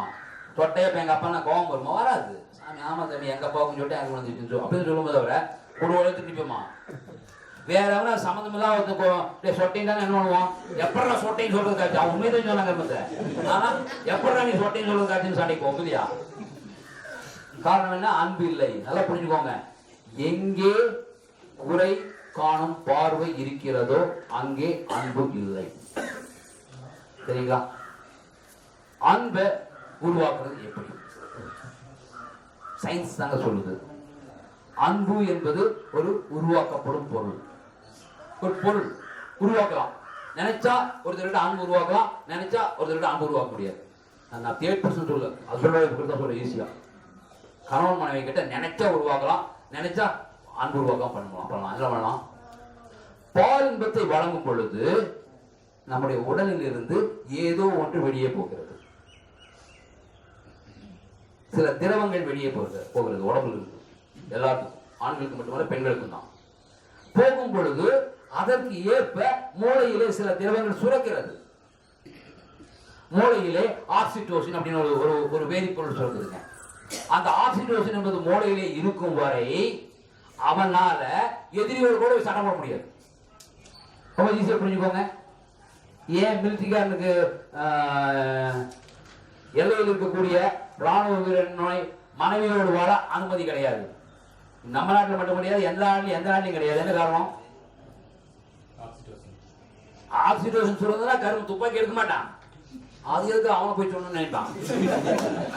அவன் நம்மள என்ன சண்டைக்கா வந்தானா அவனுக்கு நம்மளுக்கு என்ன பொழுதுறாரோ அவன் நான் போய் சொல்லணும்னு நினைப்பான். புரியுதுங்களா? அவன் ஏதுக்கு கேட்பான் நேரில், எதுக்கு அவன் பாவமா இருக்கான் அவன் பார்த்தான்மா. கருணையும் அனுதாபமும் உருவாயிரும். எப்பங்க? ஆக்சிடோசின்ங்கிறது மண்டையில இருக்கும் பொழுது. அது எப்ப சுரக்கும்? ஒரே நேரத்தில் தான். ஆணின் உடலில் உச்சகட்ட இன்பம் நிகழும் பொழுதுதான் சுரக்கும். புரிஞ்சுக்கோங்க. அதே மாதிரி அவங்க சொன்னாங்க ஹக்கிங், கட்டிப்புடி வைத்தியம் ஒன்று இருக்கு இல்லைங்களா? கட்டிப்புடி வைத்தியம். ஏன் தாய்க்கும் குழந்தைக்கு இடையில அவ்வளவு அன்பு? பையன் சொல்லுவான், அம்மா சின்ன பையனா இருக்கும் போது அம்மா நீ அப்படி திட்டுதுப்பா இப்படி திட்டுதுப்பாம்மா. நமக்கு போன கோபம் இருக்கும், குழந்தைய திட்டான்னு. எப்படி நீ திட்டுறதுக்காச்சும் போனா அவன் அங்க எங்க கொடுவான்னு எடுத்து நிற்பான். வாடா பார்க்கலாம். நீ சொல்லித்தாட நான் சண்டைக்கு வந்தேன்னா நான் சொன்னேன் ஆளுங்கத்தை சொல்லி எங்க அம்மாவே அடிக்க வரியா? எப்படி அம்மாவுக்கும் குழந்தைகளுக்கு இடையில ஏன் அந்த பாசம்? அந்த அளவுக்கு அவங்க ஹக் பண்ணிருக்காங்க. உடம்புக்குள்ளேயே ஒன்னா ஹக் பண்ணிருக்காங்க. 10 மாசம் 9 மாசம். அதுக்கு பிறகு வெளியே வந்து அதிகமாக ஹக் பண்ணும் தாய். நம்மளே எடுத்துக்கோங்க, தாய் மேல கூடிய அன்பு எப்படி இருக்கு நமக்கு? அப்போ ஹக்கிங், நாம் கட்டி தழுவும் பொழுது டோபமைன் சுரக்கும். புரிஞ்சுக்கோங்க. ஏன் காதல் புரியணும்னு பார்த்துக்கோங்க. நம்ம பண்ணிட்டு இருந்தது என்னமோ பண்ணிட்டு இருப்போம், இங்க டோபமைன் சுரந்துட்டு இருக்கும். இந்த ஆக்சிடோசின் டோபமைன் சுரக்கும் போது என்ன தெரியுமா நடக்குது? காப்பி தூளும் சர்க்கரையும் சேர்ந்தா என்ன ஆகும்? குடிக்கிற மாதிரி ஆகும் இல்ல? நல்லா இருக்குது இல்ல? அது மாதிரி அது ரெண்டு சேரும் போது அறிவை, புத்திசாலித்தனத்தை கூர்மைப்படுத்தக்கூடியதாக மூளை மாறுகிறது. எப்போ ஒரு ஆணின் வாழ்க்கையில் பாலின்ப பஞ்சம் நிகழ்ந்தால் அவன் காணாம போயிடுவான். பாலின்பத்தில் மிதப்பவன் எவனோ அவனே சாதனையாளன் ஆவான். நிறைய நீங்க உங்களை எப்படி பார்த்துக்கலாம். எத்தனையோ கலைஞர்கள் இருக்காங்க தமிழ்நாட்டில், 94 வயசாக போட்டிருக்காங்க. அவங்களாம் எப்படி அனுபவிச்சாங்கன்னு உங்களுக்கு தெரியும் இல்லையா? அனுபவிக்காதவர்கள் நம்ம எத்தனையோ விவேகானந்தர்கள் இருக்காங்க, காணாம போயிட்டாங்க இல்லைங்களா? தெரியும் தானே? விவேகானந்தர் 2 வயசுல இருந்தாலும் தெரியுமே. அதே காரணம், பால் இன்பம் நிகழாவிட்டால் ஆயுள் குறைவு, அறிவும் குறைஞ்சிடும். உடனே அப்துல் கலாம் அப்படிங்க, அப்துல் கலாம் நீங்க அப்படி அப்துல் கலாம் மாதிரியும் இருக்கலாம். அப்துல் கலாம் வாழ்க்கையெல்லாம் ஒரு முழுமையான மனித வாழ்க்கை அல்ல. அப்துல் கலாமுக்கு அவனோட மன்னிக்கவும், அவரோட குழந்தை கீழே வந்து மண்டை உடைச்சிட்டா தந்தைக்கு எப்படி வலிக்கும்னு தெரியுமா? மனைவி சோர்ந்து போய் உட்கார்ந்துருந்தா கணவனின் மனசு எப்படி வலிக்கும்னு அப்துல் கலாம் தெரியுமா? சோ அப்துல் கலாம் வாழ்ந்த வாழ்க்கையை நம்மால் பின்பற்ற முடியாது. அப்படி இருந்தாலும் வாழலாம். அதாவது எதுவுமே இல்லாமல்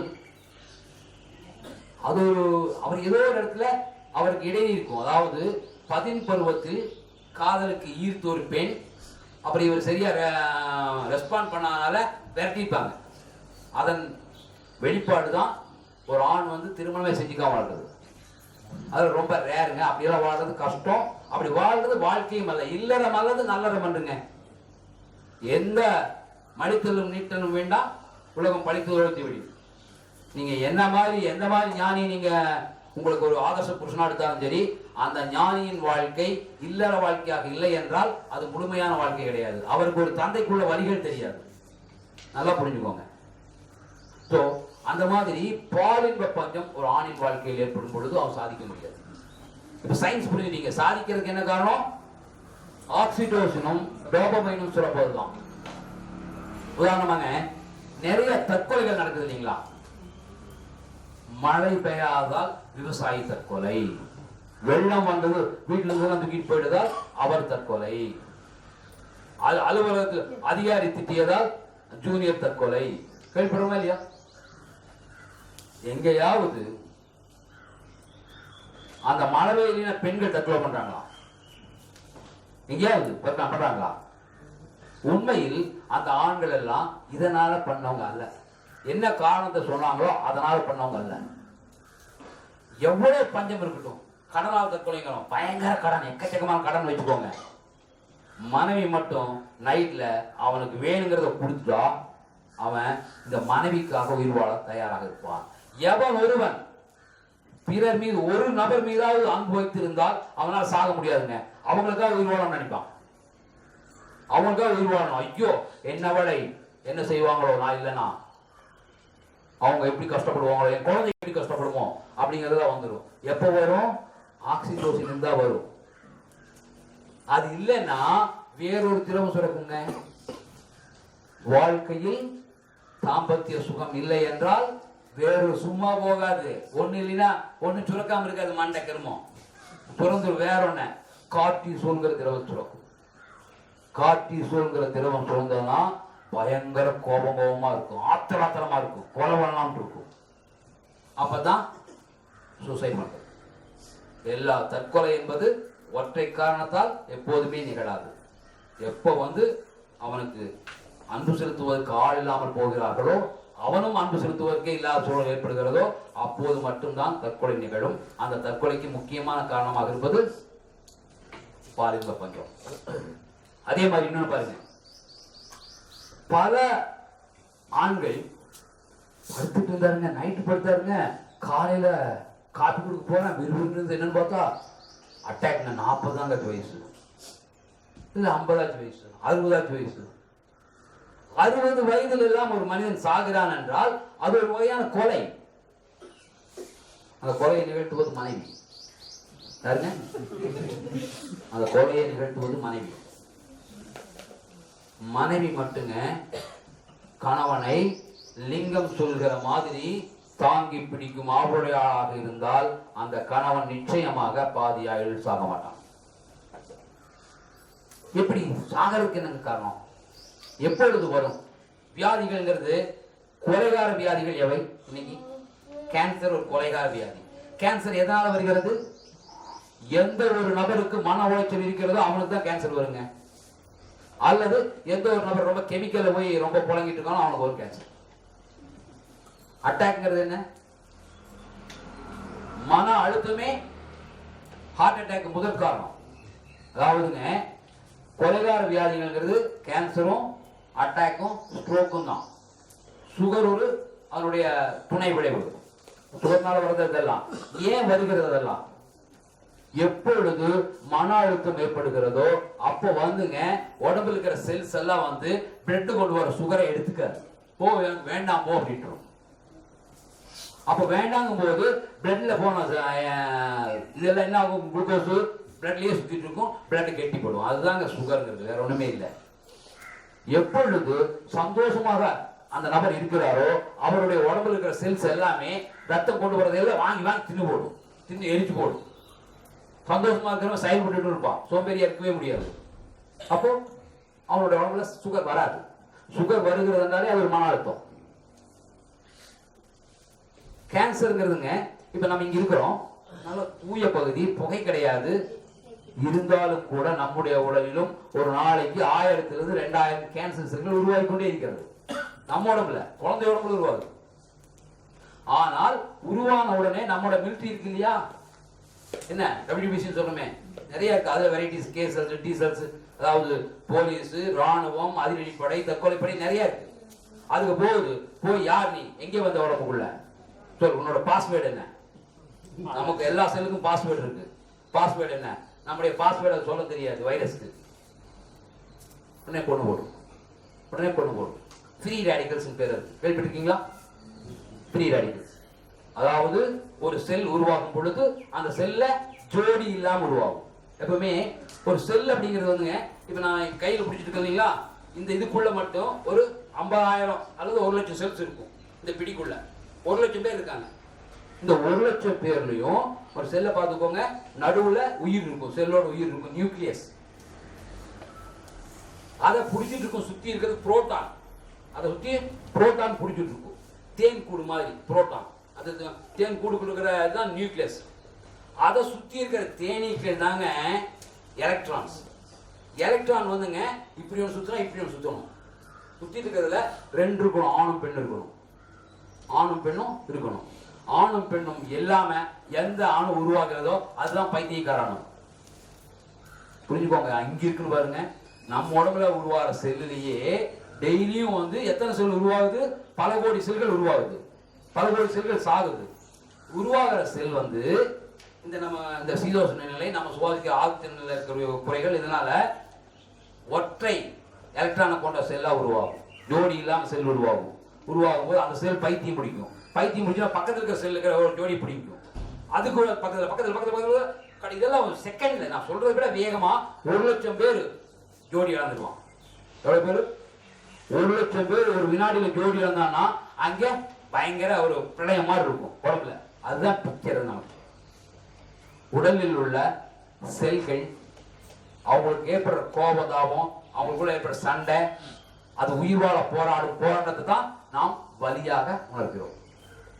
இப்போ அந்த செல் சண்டை போடுது இல்லைங்களா, சண்டை போட செல்ல நம்ம சந்தோஷமா இருக்கிறோம் பாருங்க, அவங்கிட்ட சொல்ற திரவங்கள் வந்து உடனே போயிட்டு அங்க யாரு சண்டைக்காரன் வர்றா பார்த்து அவனுக்கு ஒரு ஜோடி கொடுத்துட்றான்னு சொல்லிடும். ஒண்ணு அந்த செல்லை கொண்டு போடும், அல்லது பெரும்பாலும் ஜோடி தான் கொடுக்கும். ஜோடி கொடுத்துட்டா ஓகே, எனக்கு ஒரு ஜோடி அடிச்சிச்சு, நான் 1000 ரூபாய் சுத்திட்டு இருக்கேன், அவ்வளவுதான். புரிஞ்சுக்கோங்க. இப்படிதான் வாழ்க்கிறது வாழ்க்கை. அப்போ கேன்சர் உருவாருக்கு என்ன காரணம்? ஜோடி இல்லாத செல் உருவாவது காரணம். ஜோடி இல்லாம செல் உருவாத காரணம் என்ன? மன அழுத்தம். அட்டாக் காரணம் மன அழுத்தங்க. அதாவது அட்டாக்ல நிறைய காரணம் இருக்கு. நம்ம எல்லாம் கொலஸ்ட்ரால் மட்டும் சொல்லிட்டு இருப்போம். கொலஸ்ட்ரால் மட்டும் காரணம் கிடையாது. அந்த அப்துல் கலாம் இறந்தார் இல்லையா, அது கொலஸ்ட்ரால்னால வரல, ஒரு கார்டியாலஜி டிபார்ட்மெண்ட்ல அப்பதான் போய் அவங்க பைபாஸ் சர்ஜரி வந்து ஒரு டாக்டர் எம்டி டாக்டர் வந்து இந்த டிபார்ட்மெண்ட் எழுதிட்டு இருக்காங்க, இந்த மருந்து கொடுங்க அந்த மருந்து கொடுங்கன்ட்டு எழுதிட்டு இருக்க இப்படி கை வைப்பாங்க பாத்தீங்களா, இப்படி விழுந்தாங்க. கார்டியாலஜி டிபார்ட்மெண்ட்ல cardiologist after the bypass operation அங்கேயே வந்து இறந்தாங்க. இமிடியேட்டா அடுத்து டாக்டர் வந்து ஃபர்ஸ்ட் எய்ட் கொடுக்க முடியல. அது என்ன காரணம்? கொலஸ்ட்ராலா? கிடையாது. இங்க பவர் உற்பத்தி ஆகிட்டு இருக்குங்க, ஸ்பார்க் பிளக் அடிச்சுட்டே இருக்கு. ஸ்பார்க் பிளக்ல கரண்ட் உற்பத்தி ஆகணும், அப்பதான் அடிக்கும். அந்த கரண்ட் நின்றும். அது எப்ப நிற்கும்? மன அழுத்தம் ஏற்பட நிற்கும். அவங்களுக்கு ஏதோ ஒரு மன அழுத்தம் இருந்திருக்கும், ஒர்க்லோடு இருந்திருக்கும், அந்த மாதிரி ஏதோ இருந்திருக்கும். புரியுதுங்களா? அப்போ மன அழுத்தம் தான். இப்ப நான் ஒரு சிம்பிளா அவங்க சொல்றேங்க, திருமணம் என்பது பெண்களை பொறுத்தவரை அவர்களுக்கான ஒரு நிரந்தர அடிமையை நியமித்துக் கொள்ளும் நாள். ஆமா. ஆண்களை பொறுத்தவரை மரண தேதியை தீர்மானிக்கும் நாள். ஆண்களை பொறுத்தவரை எத்தகைய பெண்ணை நீங்கள் தேர்வு செய்திருக்கிறீர்களோ அதற்கேற்ப உங்கள் ஆயுள் இருக்கும். அல்லது எத்தகைய பெண்ணை தேர்வு செய்திருந்தாலும் சரி, தந்திரா முறைப்படி வாழ்ந்தால் உங்கள் ஆயுள் அதிகரிக்கும். அப்படி இல்லாம நீங்க அவர்களை ஒரு போக பொருளாக பயன்படுத்தி கொண்டிருந்தால் ஆணின் ஆயுள் நிச்சயமாக சராசரி ஆயுளை கூட தாண்டாது. 66 இல்லைங்களா? இந்தியரின் சராசரி ஆயுள் இப்போ 66.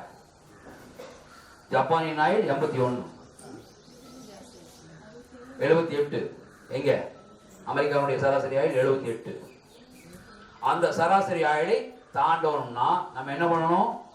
மனைவியை தேவதையை போல் வைத்திருக்க வேண்டும். தேவதையை போல் வைத்திருக்கிறதுன்னு என்ன? ஒரு ஏக்கர் வீடு, அந்த வீட்டுல பயங்கரமான ஃபாரின் காருகள், எக்கச்சக்கமா தூக்க முடியாத நகைகள், 1000 பட்டு புடவைகள், மேல சிம்மாசனம், பரிகை, உப்பரிகை, முன்னால கூட விளையாடுறது பார்த்துட்டு இருக்கிறது. அப்படியா? அது அல்ல. தேவதையை போல தோற்றமளிக்க செய்வது நிச்சயமாக ஒரு பெண்ணை தேவதையாக்காது. தேவதையை போல உணர செய்ய வேண்டும். அப்படி உணர செய்ய வேண்டுமானால் அவருடைய உணர்வுகளை தணிக்க வேண்டும். உணர்வுகளை தணிக்க நாம் தந்திர வழியை பின்பற்ற வேண்டும். பெண்களுக்கு 8 வகையான பால் இன்பங்கள் இருக்குங்க. உச்சகட்ட இன்பம்னு உங்களுக்கு தெரியும் தானே? நடக்குது இல்லையா நமக்கு? பெண்களுக்கு அதை போல் 8 வகையான இன்பங்கள் இருக்கின்றன. அந்த 8 வகையான இன்பங்களை கொடுக்க ஒவ்வொரு கணவனும் கடமைப்பட்டவன். நம்ம பல நூறாண்டுகளாக பெண்களுக்கு ஒரே ஒரு இன்பத்தை கூட கொடுக்காமலே 40 வருஷம் 50 வருஷம் கணவனாக வாழ்ந்து சபைக்கு அனுப்பிட்டே இருக்கிறோம். ஒரு பொருளாக பயன்படுத்தி. சாதாரணமாக பூரகமாக சொல்கிறேன், திருமணத்துக்கு முன்னால் நாம் நம்முடைய ஆண்கள் நம்முடைய பால் உணர்வை தணித்துக் கொள்ள நாம் ஏதோ ஒன்றை பயன்படுத்துகிறோம் இல்லையா? குழாய் மாதிரி பண்ணி பயன்படுத்துகிறோம். அதே போல ஒரு குழாயாக நாம் பெண்ணை பயன்படுத்துகிறோம் திருமணத்துக்கு பின்னாடி. உண்மையில் பெண்ணின் கருவாய் என்பது பெண்ணின் பால் உறுப்பே அல்ல.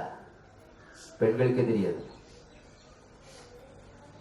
பெண்ணின் கருவாய் என்பது குழந்தை பிறப்பதற்காகவும் அவர்களுடைய மாதவிடாய் திரவம் வெளியே வருவதற்காகவும் படைக்கப்பட்டுள்ள ஒரு வழியை தவிர அவர்களுடைய பால் உறுப்பு அல்ல. இன்னும் வெளிப்படையாக சொல்வதென்றால் பெண்ணின் உடலில் உள்ள எந்த ஒரு துவாரமும் பெண்ணின் பால் உறுப்பு அல்ல. அப்போ நல்லா நினைச்சு பாருங்க. இப்போ நான் இங்க இருக்கேங்க, ஒரு நல்ல நடிகை, சின்ன வயசு நடிகை வர்றாங்க, ஐயா உங்களுக்கு நான் பாலும் தருகிறேன்றாங்க. வேண்டாம்னு சொல்ல மாட்டோம் இல்லையா? இல்லை பிடித்தானே வேணும், வேண்டாம்னு சொல்ல மாட்டோம். சரி பிடிச்சுக்கிறாங்க, கையை பிடிச்சுக்கிறாங்க, போட்டு இங்கே ஓட்டுங்க ட்ரெயிலையும் தேய்க்கிறாங்க. நீங்க அவங்க கையில எம்எஸ்சியில் தேய்ச்சி மாதிரி தேய்க்கிறாங்க. கொஞ்ச நேரத்தில் எனக்கு என்ன ஆகுங்க? இல்ல ரத்த வரக்கூடிய உணர்வு வரும் இல்லையா? எரிச்சல் வரும் இல்லையா? சூப்பர் சூப்பர் சூப்பர் இப்படி ஆயிடுச்சு ஆயிடுச்சு சொல்லிடணும். எனக்கு இன்பம் ஆயிடுச்சுன்னு சொல்லிடுவேன். ஏன்னா ரொம்ப எரிச்சல் வரும். ஆயிடுச்சுன்னு சொல்லிடுவேன். அவங்க ஆஹா ஐயா தந்தா ஞானிக்கு நான் இன்பம் கொடுத்துட்டு நடிகை போயிடுறாங்க.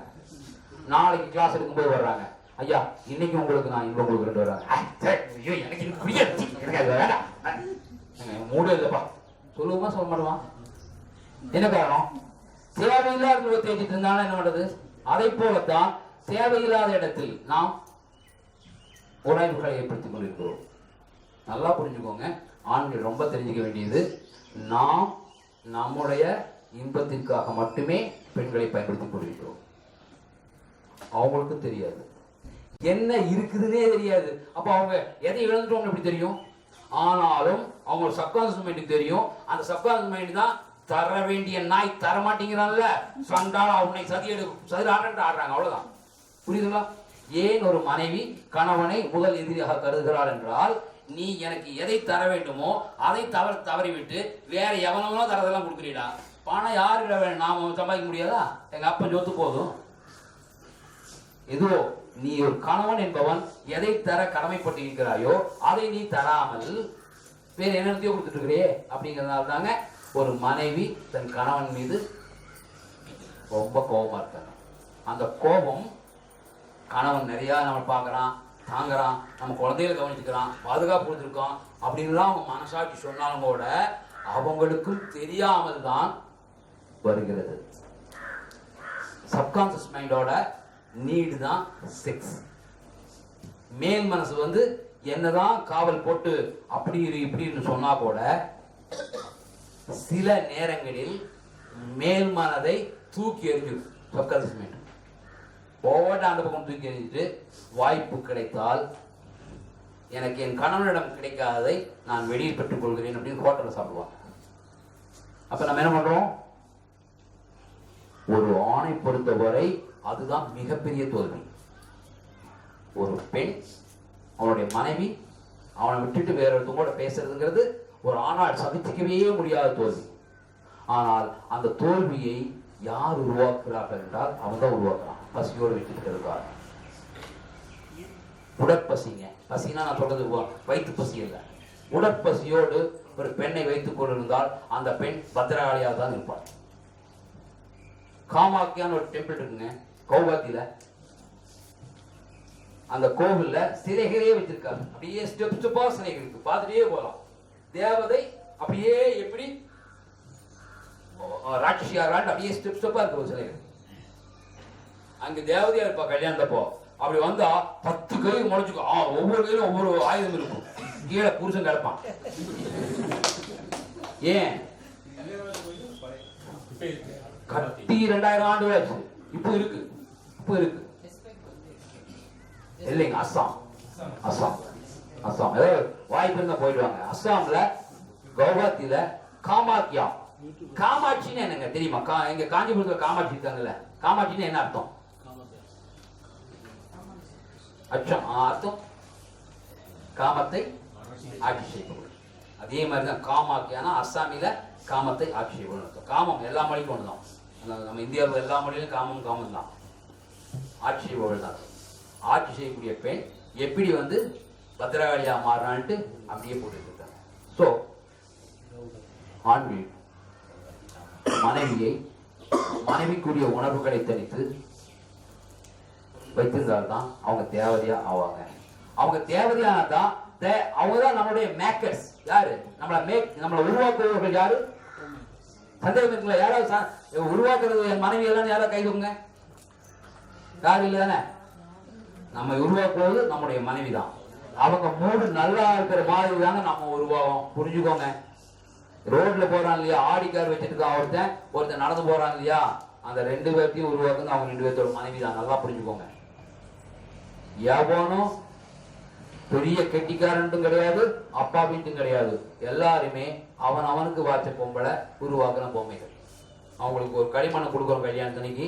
அந்த களிமண்ணை வச்சு அவங்க அறிவுக்கேற்ப அவங்க உருவாக்குறாங்க. அவங்க அறிவை எது வழி நடத்தும்? உணர்ச்சிகள் வழி நடத்தும்.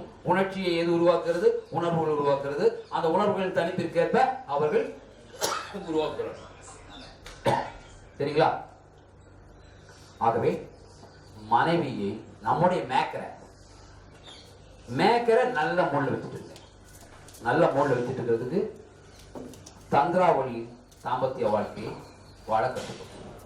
அதே மாதிரி என் சகோதரிகளுக்கு நான் என்ன கேட்டுக்கொள்ளுன்னா, நான் சொல்வது ரஜினிகாந்த் சொல்ற மாதிரி தான். இதெல்லாம் சொல்றதுக்கு ஆள் கிடையாது. ஒரு தடவை நான் சொன்னா 100 தடவை சொல்ற மாதிரி நான் சொல்றதெல்லாம் இதுல அவன் தைரியமா சொல்றது கிடையாது. உங்கள் கணவன் நீண்ட காலம் வாழ வேண்டும் என்று விரும்பினார்,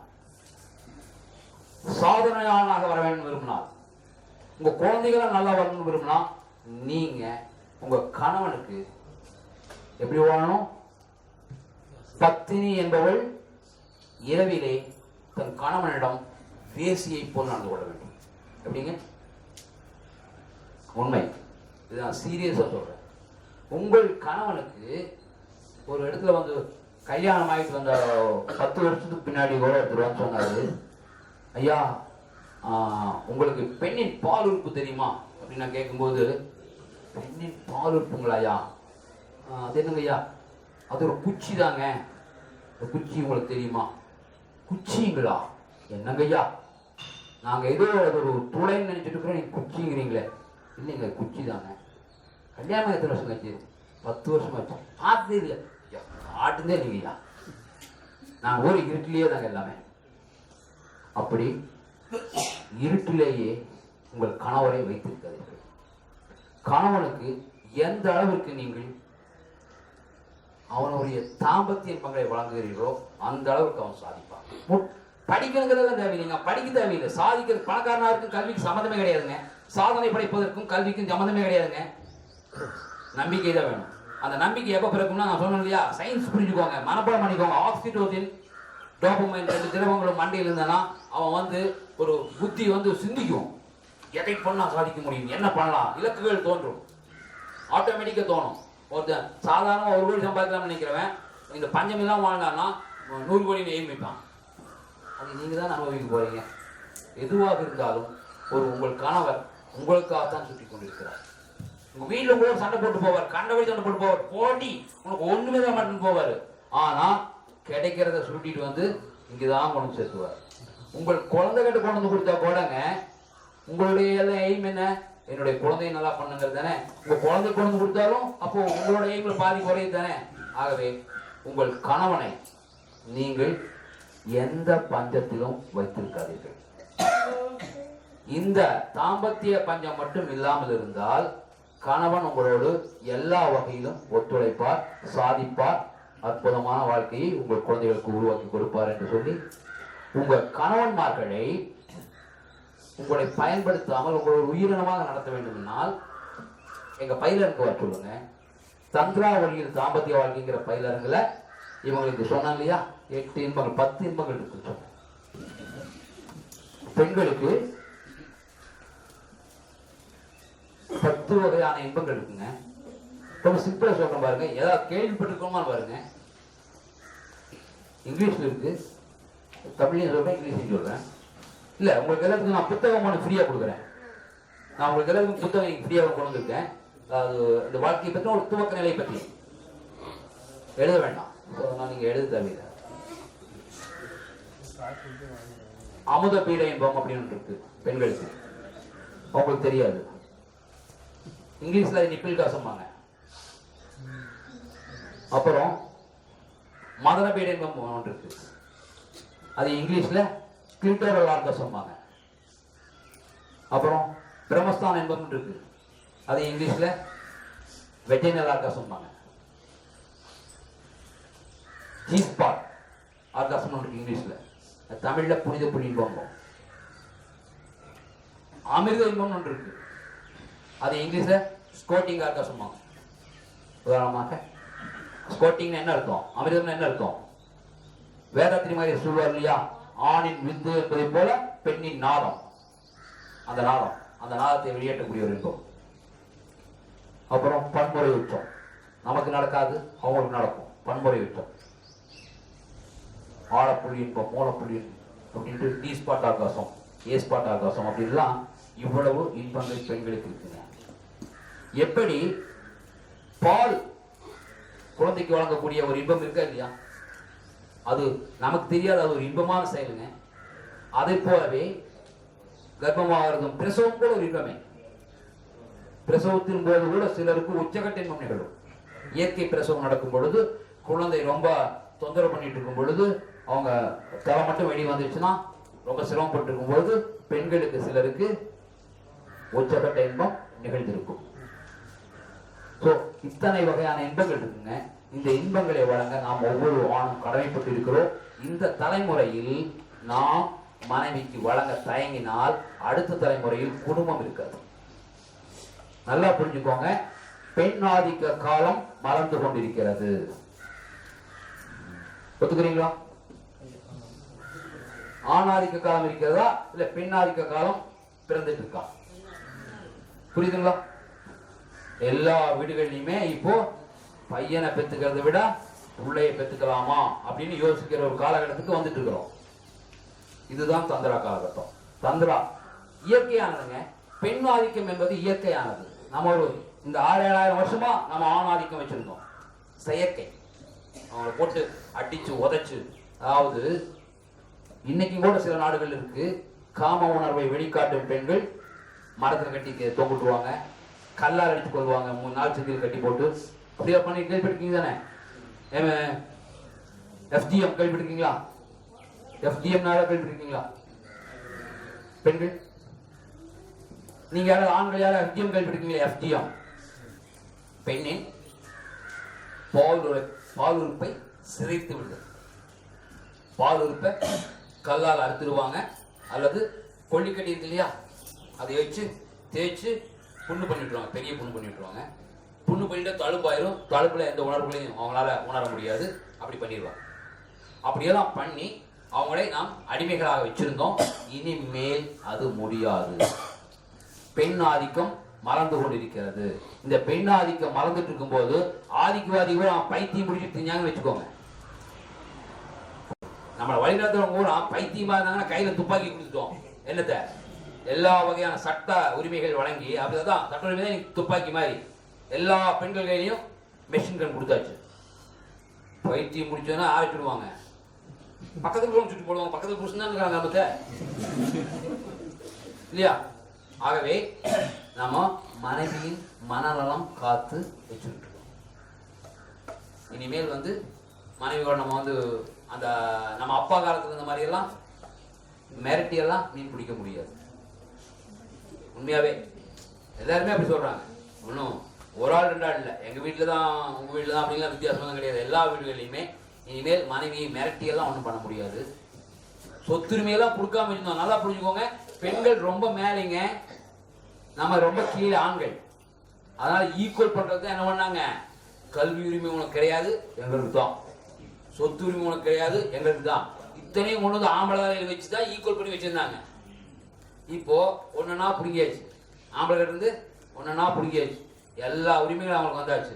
அவங்க ரொம்ப மேல இருக்காங்க. இப்போ ஒன்றும் பண்ண முடியாது. சாதாரணமாக ஒரு மனைவி நோ ஃபால்ட் டைவர்ஸ் கூட வந்துருச்சு. போய் கோர்ட்டில் போய் கேஸ் போடுறாங்க. எனக்கு டைவோர்ஸ் வேணும்னு கேஸ் போடுறாங்க. என்னம்மா காரணம்? காரணம் வேணும்ல? இல்லை, காரணமே இல்லாமல் டைவோர்ஸ் வேணுங்க. சாங்ஷன் இல்லை, சாங்ஷன் தான். காரணமே இல்லாம நோ ஃபால்ட் டைவர்ஸ். எந்த குற்றமும் இல்லை, என் கணவன் மீது எந்த குற்றமும் இல்லை, எனக்கு டைவோர்ஸ் வேணும்னாலும் இனிமேல் சாங்ஷன் பண்ணணும். அப்படி இல்லைன்னா அவங்க டக்குன்னு ஒரு வாக்கு சொல்லுவாங்க. நான் மறைக்கலாம்னு நினைச்சேன், நீ ஓப்பனா கேட்கற, அதனால சொல்றேன். செக்ஸ் ஸ்டார்ட் இருக்கா? முடிஞ்சுதா? TV, domestic violence. சாட்சி கேட்க முடியாது. எந்த பெண்ணும் ஒரு பெண் போய் கணவன் மேல எனக்கு செக்ஸ் ஸ்டார்ட்னு சொன்னா நீதிபதி உடனே நீ போட்டோ கொண்டு வரதெல்லாம் அப்படின்னு சொல்ல முடியாது. ஏன்டாடி ஏன்டா ஆள் வச்சுதான் செய்வான். சாட்சியில் வைக்க முடியுமா? உடனே டைவர்ஷன் வாங்கிட்டு வந்துருக்காங்க. நீதிமன்றங்களாக கூட இன்னைக்கு பெண்களோடு போராட முடியாது. அப்படியானால் அந்த இடத்துல அவ்வளவு சக்தி வாய்ந்தவர்களாக, உண்மையான சக்திகளாக இப்பொழுது பெண்கள் இருக்கிறார்கள். அந்த சக்தியை நாம் போற்ற வேண்டும். இயற்கையை நாம் ஏற்றுக்கொள்ள வேண்டும். ஆதிக்கம்ங்கிறது ஆதி காலத்தில் தாயாதிக்கம் தான் இருந்தது. திருமணமே இல்லாதப்போ தாயாதிக்கம் தான் இருந்தது. நீண்ட காலம், லட்சக்கணக்கான ஆண்டுகள் பெண்கள் தான் ஆண்டிருக்காங்க நம்மள. சும்மா இடையில கொஞ்ச நாள் நம்ம ஆண்டவங்க, அவ்வளவுதாங்க. மீண்டும் கால சுழற்சி மாறிடுச்சு. பெண்கள் தான் ஆட்சிட்டு இருப்பாங்க. அந்த காலத்திலையும் கூட ஆண்கள் அப்படி இருந்த காலத்திலையும் கூட, ஆணாதிக்க காலத்துல கூட சாக்ரட்டிஸ் கிமு 300 இருந்தவர், 230 இருந்தவர் இல்லையா சாக்ரட்டிஸ். சாக்ரட்டிஸ் இந்த தூங்குறதுக்கு முன்னாடி வீட்டு வெளியே வந்துருவாருங்க. ஜிந்தபி தூங்கினவர்கள் வீட்டுக்கு போவார். தெருவிலேயே வாழ்ந்த ஒரு ஞானி, அதான் தெருவிலேயே வாழ்ந்ததுனால தான் ஞானியாக கிளம்பத்த. மனைவியால் தான் ஞானியாக முடியுங்க, இல்லைன்னு ஆக முடியாது. என்ன இப்போ நான் ஆயிருக்கேன் ஒரு ஆரோர ஞானியா இருக்கேன், கீழே பாஸ்கர் ஒரு ஞானியா இருக்காரு. இல்ல என்ன நாங்க எல்லாம் அடிபட்டு வந்திருக்காது. சோ நாங்கள் பட்ட வேதனைகளை என் சகோதரர்கள் படக்கூடாதுங்கிறது தான் உண்மையாக. அதுக்காக உங்களுக்கு சொல்லிக் கொடுக்குறோம். அவங்களுடைய மகிமை என்னன்னு எங்களுக்கு தெரியும். நாங்க நேரா பார்த்துருக்கோம். எந்த வகையிலும் ஜெயிக்க முடியாதவங்க. அப்போ அவங்க கூட நம்ம அவங்களை அக்செப்ட் பண்ணிக்கணும். அங்கே பெண்டாட்டி தாசனாக வாழ்வது வேறு, அவர்களுடைய உண்மையான சக்தியை புரிந்து கொண்டு அவங்களையே நம்ம தூக்கி விடுறது வேறு. அப்போ அவங்கள நம்ம மலரச் செய்தால் போதுங்க. அதுதான் தந்திரா என்றால் பெண்ணின் மனதை மலர்விப்பது. மலர்விப்பதன் மூலம் அவர்களை இல்லற துயர்களிலிருந்து விடுதலை பெறுகிறது. இன்னொரு பொருள் இருக்கு, வீவிங், நெய்தல் பொருள். தந்திரா என்றால் நெய்தல் என்று பொருள். எதை நெய்யறது? ஆணையும் பெண்ணையும் நெசவு தெரியும் தானே? நெசவு நெய்றாங்க இல்லையா? அதுல பாவு நூல் இருக்கு இல்லையா, நீளமா இருக்கும். அது உள்ளீட போயிட்டு வருது இல்லையா ஊடை, அந்த ஊடை நூல் வந்து ஆண், நீளமா இருக்கிறது பெண். அந்த பாவு நூலுக்குள்ள ஊடை நூல் எந்த அளவுக்கு நெருக்கமா இருக்கோ அந்த அளவுக்கு அந்த துணி ஸ்ட்ராங்கா இருக்கும், லைஃப் இருக்கும், நேர்த்தி எல்லாமே இருக்கும். அது மாதிரி தான் ஆணும் பெண்ணும், கணவனும் மனைவியும் அந்த அந்த பாவு நூலும் ஊடை நூல் மாதிரியும் இணங்கி இருந்தாங்கன்னா அந்த குடும்பம் தான் சாதனையாளர்களை உருவாக்கக்கூடிய குடும்பம். அந்த குடும்பத்தில் உருவாரு தான் ட்ரெஸ்ஸுங்கிறது யார்? குழந்தை. அந்த குழந்தை தாங்க நாளைக்கு சாதனை படிக்கிறது. ரொம்ப சாதாரண குடும்பத்தில் இருக்கிறவங்க சாதிக்கிறாங்க இல்லையா? என்ன காரணம்னா அவங்க பெற்றோர் தான் காரணம். பெற்றோரை விட தாய் தான் காரணம். எந்த குழந்தையும் நல்ல குழந்தை தான், திறமைசாலி தான், எல்லாமே பிறவி மேலே தான். எந்த குழந்தையும் முட்டாள் கிடையாது. அந்த குழந்தையை எப்படி நம்ம தாய் கொண்டு போறாங்களோ அதுக்கு தகுந்த மாதிரி அந்த குழந்தை உருவாகுது. அவ்வளவு. அந்த குழந்தைய உருவாக்குறதுக்கு பொருளாதார ரீதியா சப்போர்ட் பண்ற ஒரு நபர் தான் தந்தை. குட்டி போட்டு பால் ஊட்டி வளர்க்கும் விலங்கினங்களிலேயே மனித இனத்தில் மட்டும்தாங்க குழந்தையை வளர்த்துறதுக்கு அப்பா சப்போர்ட் பண்றாரு. சிங்கம் புலி எங்கேயாவது அப்பா சப்போர்ட் பண்றாரா? நாய் ஏதாவது குட்டிகளை வளர்த்துறதுக்கு பெண்ணுக்கு சப்போர்ட் பண்ணுதா? ஆம்பளை நாய் சொல்லுங்க, யாராவது சொல்லுங்க. நீ தான் நல்லா இருக்கு எனக்கு. எந்த விலங்குமே ஆண் விலங்கு பெண் விலங்குக்கு தன்னுடைய குட்டிகளை வளர்க்க குட்டி உருவாகிறதுக்கு ஒரு காரணமா இருந்திருக்கு. ஆனால் அதனால் உருவான குட்டியை பங்கேற்பதில்லை, வளர்ப்பதில்லை. ஆனால் நம்ம பங்கேற்கிறோம். 6ஆம் அறிவு அப்படின்னு ஒன்று இருக்கிறதுனால நம்ம பங்கேற்கிறோம். இந்த பங்கேற்கிறதுக்கு விலையாகத்தான் நம்ம என்ன கேட்கிறோம்? அதே குட்டி போட்டு பாலூட்டி வளர்க்கும் விலங்குகளில் எந்த பெண்ணும் கற்புடன் இல்லை. எந்த பெண்ணும் கற்புடன் இருக்காங்களா? நாய் ஏதாவது நாய், இந்த நாய் கற்போர் நாய்ன்னு சொல்லலாமா? இந்த சிங்கம் கற்புன்னு சொல்லலாமா? இந்த பாம்பு கற்புன்னு சொல்லலாமா? இந்த பெண்மணி கற்புன்னு சொல்ல முடியும் தானே? புரியுதா? அவ்வளவே தானே. இந்த இடத்துல ஒரு ஒப்பந்தம் இருக்கிறது. என்ன ஒப்பந்தம்?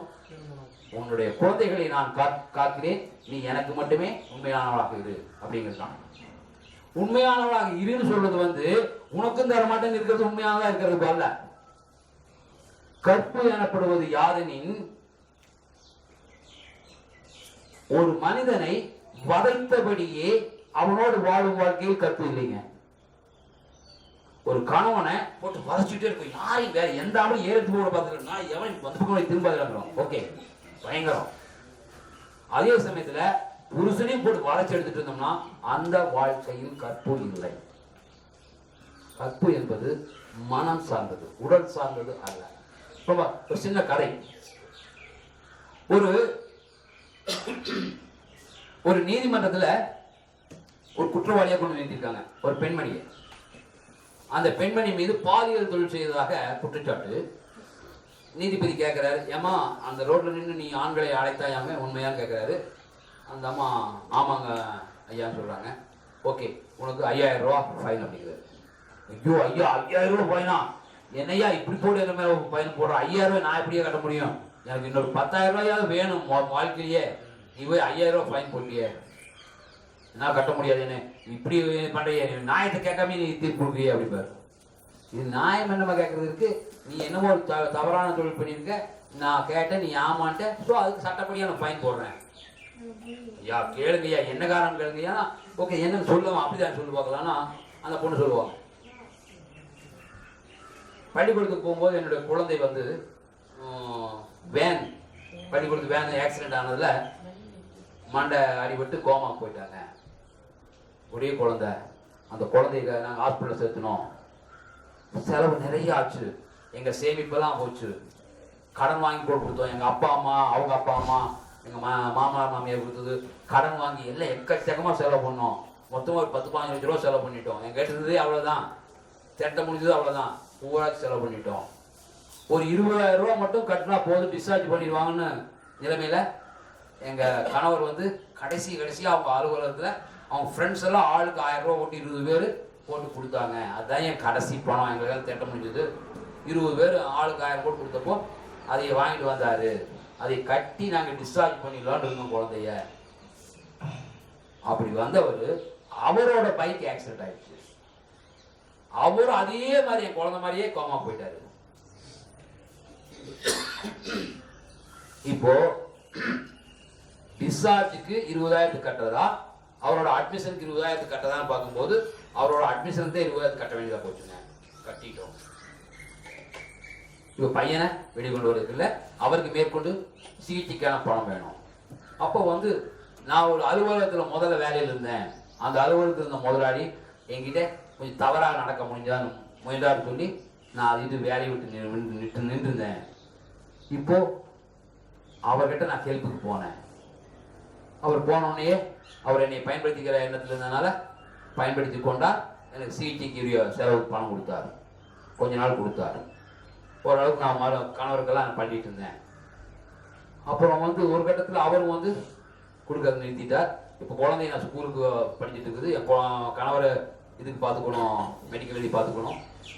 இந்த நிலையில் நான் வந்து வெளியில் இப்போ தெரிஞ்சுக்கிட்டேன், ஆண்கள்கிட்ட எப்படி போனால் எப்படி கிடைக்கும்னு தெரிஞ்சுக்கிட்டேன். ஸோ நான் வெளியே வந்து ஆண்களை இதுக்காக பழகி இது பண்ணிட்டு இருந்தேன் அப்படின்னு சொன்னோம். எல்லாம் ஆயிடுச்சுங்க. இப்போ என் கணவரும் ஏறக்குறைய கோமாவுக்கு வந்தாரு.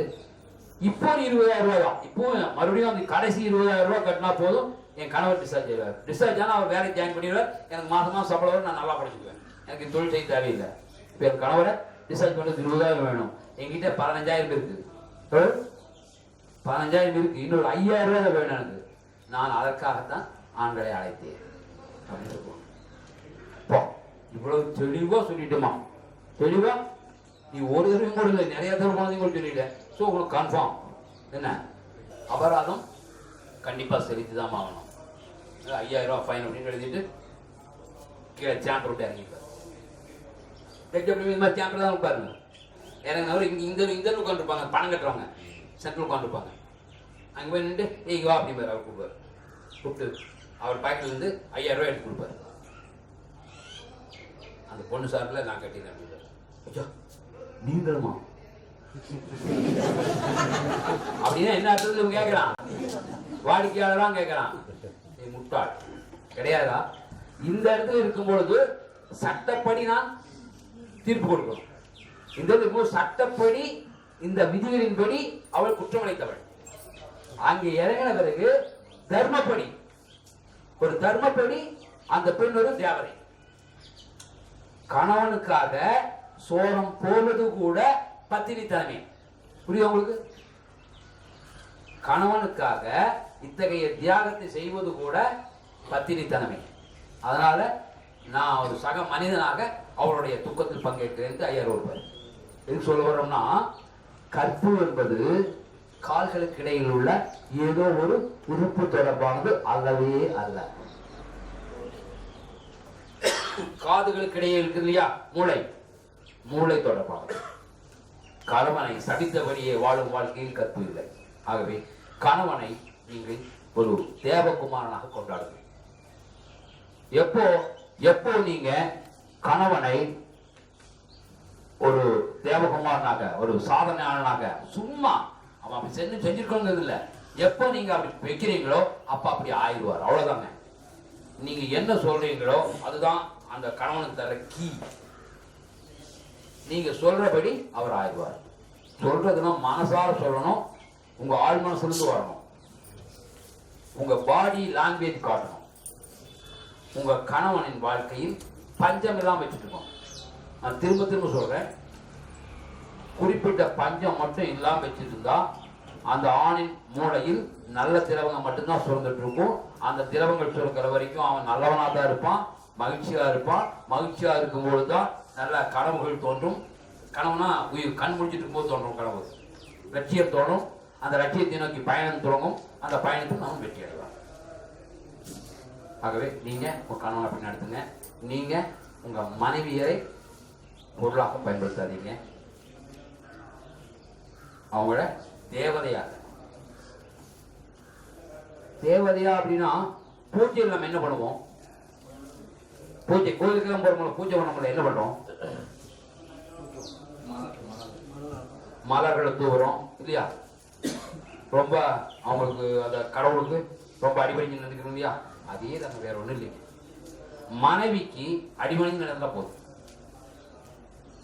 மனைவி என்ன கேட்கிறாரோ, மீன்ஸ் ப்ராக்டிகலா மெட்டீரியலா நான் சொல்ல, தாம்பத்திய வாழ்வில் மனைவி என்ன கேட்கிறாங்களோ அதை கொடுத்தா போதும். அவங்க கொடுக்கல, அவங்க கேட்க மாட்டாங்க அப்படிங்கிறதுலாம் அவங்க கொடுக்காம கூடாது. கேட்கலங்கிறதாலேயே அவங்களுக்கு வேண்டாம்னு அர்த்தம் கிடையாது. வேண்டான்னு சொல்றதுக்கெல்லாம் காரணம், யாராவது நம்ம கிருஷ்ணா ஸ்வீட்ஸ் மைசூர் பாக்கு கொடுத்தா அதை வேண்டாம்னு சொல்லுவீங்க. நீங்க சொல்ல மாட்டீங்களா?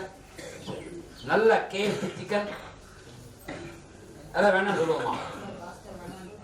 அது அது பாஸ்கர், அது ஓகே, அது விடுங்க. நல்ல இளநீர், சரி, நல்ல ஒரு இளநீர், நல்ல ஒரு மாம்பழம் வேண்டாம் சொல்லுவோம். மாம்பழம் வேண்டாம் சொல்லுவோமா? ஏதாவது நல்ல உணவுப் பொருள் வேண்டாம் சொல்லுவோமா? அதே மாதிரி தாங்க வந்து பால் இன்பத்தை யாருமே வேண்டாம்னு சொல்ல மாட்டோம். பால் இன்பத்துக்காக நாம் எல்லைகள் கடந்து ஓடக்கூடியவங்க. பணம் பாலினம் ரெண்டுக்காகவும் இது எல்லாமே, இரு பாலினமுமே எதை வேணாலும் தாண்டி ஓடுவோம். எவ்வளவு தூரம் வேணாலும். பாலின் போறாங்க, எதுக்காக போறாங்க? பணம் சம்பாதிக்கிறது மட்டுமே நோக்கம் கிடையாது. பெண்கள் கூட பாலின் போறாங்க, பணம் சம்பாதிக்கிறது மட்டுமே நோக்கம் கிடையாது. அங்க போய் நல்லா 3 லட்ச ரூபாய் மாசம் சம்பளம் வாங்கிட்டு வந்தோம்னா 7 லட்ச ரூபாய் சம்பளம் வாங்கணும் கட்டிக்கலாம் இல்லையா? சந்தோஷமா இருக்கலாம். அப்படித்தானே போறாங்க. ஸோ எல்லாத்துக்கும் பின்னாடி அந்த இல்லற வாழ்க்கை தான் இருக்குங்க. ஆகவே ஒருவரை மற்றவர் ஒரு பொருளாக பயன்படுத்தாமல் கணவன் மனைவி தேவதை போலவும், மனைவியர் கணவனை ஒரு சாதனையாளனாகவும் மாற்றி இல்லற வாழ்வை இன்புற வாழ்வீர்களாக என கேட்டுக்கொண்டு இந்த அறிமுக உரையை இதோடு நான் இனிதே நிறைவு செய்கிறேன். நன்றி.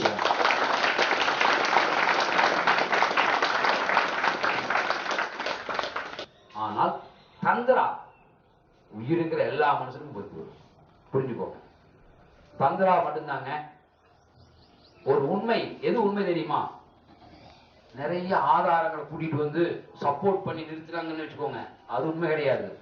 ஆதாரங்கள் எதுவுமே இல்லாமல் என்னுடைய சொந்த வாழ்க்கையில் என்னால் எதை நான் புரிஞ்சு கொள்ள முடியுமோ அதுதான் உண்மை, பேருண்மை. ஸோ தந்திராவை தான் நம்ம புரிஞ்சுக்க முடியும். நம்ம இன்னி போய் குழந்தை குட்டிகளோடு போட்டு போய் எங்க மரத்தடியில் உட்காந்து யோகா பண்ண முடியாது, போய் தியானம் பண்ண முடியாது. தியானம் பண்ண என்ன ஆகுது? இருக்கிறதுல வந்து நைட்டு புளிக்கு போயிடுவாங்க, அது முடிஞ்சோம் சரிங்களா? ஸோ அதுல முடியாது. தந்திராவில் முடியும். தந்திராவில் ஒரே நேரத்தில் 2 பேரும் ஞானம் பண்ண முடியும், ஞானம் அடைய முடியும். ஞானம் அடைதல் என்றால் உங்க தோற்றத்தில் ஒரு கடவுளை பார்ப்பதல்ல. கிறிஸ்டியன் இயேசுநாதரையும் நபிகளை முஸ்லீமும் நான் மாரியாதையும் பார்க்கறது ஞானம் அல்ல. ஞானம் அடைதல் என்றால் அன்பாளராய் மாறுதல். வாடிய பயிரை கண்ட போதெல்லாம் நீங்களும் எப்பொழுது வாடுகிறீர்களோ வள்ளலார் மாதிரி, அப்ப நீங்க ஞானி ஆயிருக்கீங்க, அவ்வளவுதான். அன்பாளராய் மாறுதலே ஞானம். அந்த ஞானத்தை போதிப்பதே தந்திரா. அந்த தந்திராவை நீங்கள் கற்றுக்கொள்ளுங்கள் என்று கேட்டுக்கொண்டு 2ஆம் முறையாக வணக்கம் தெரிவித்து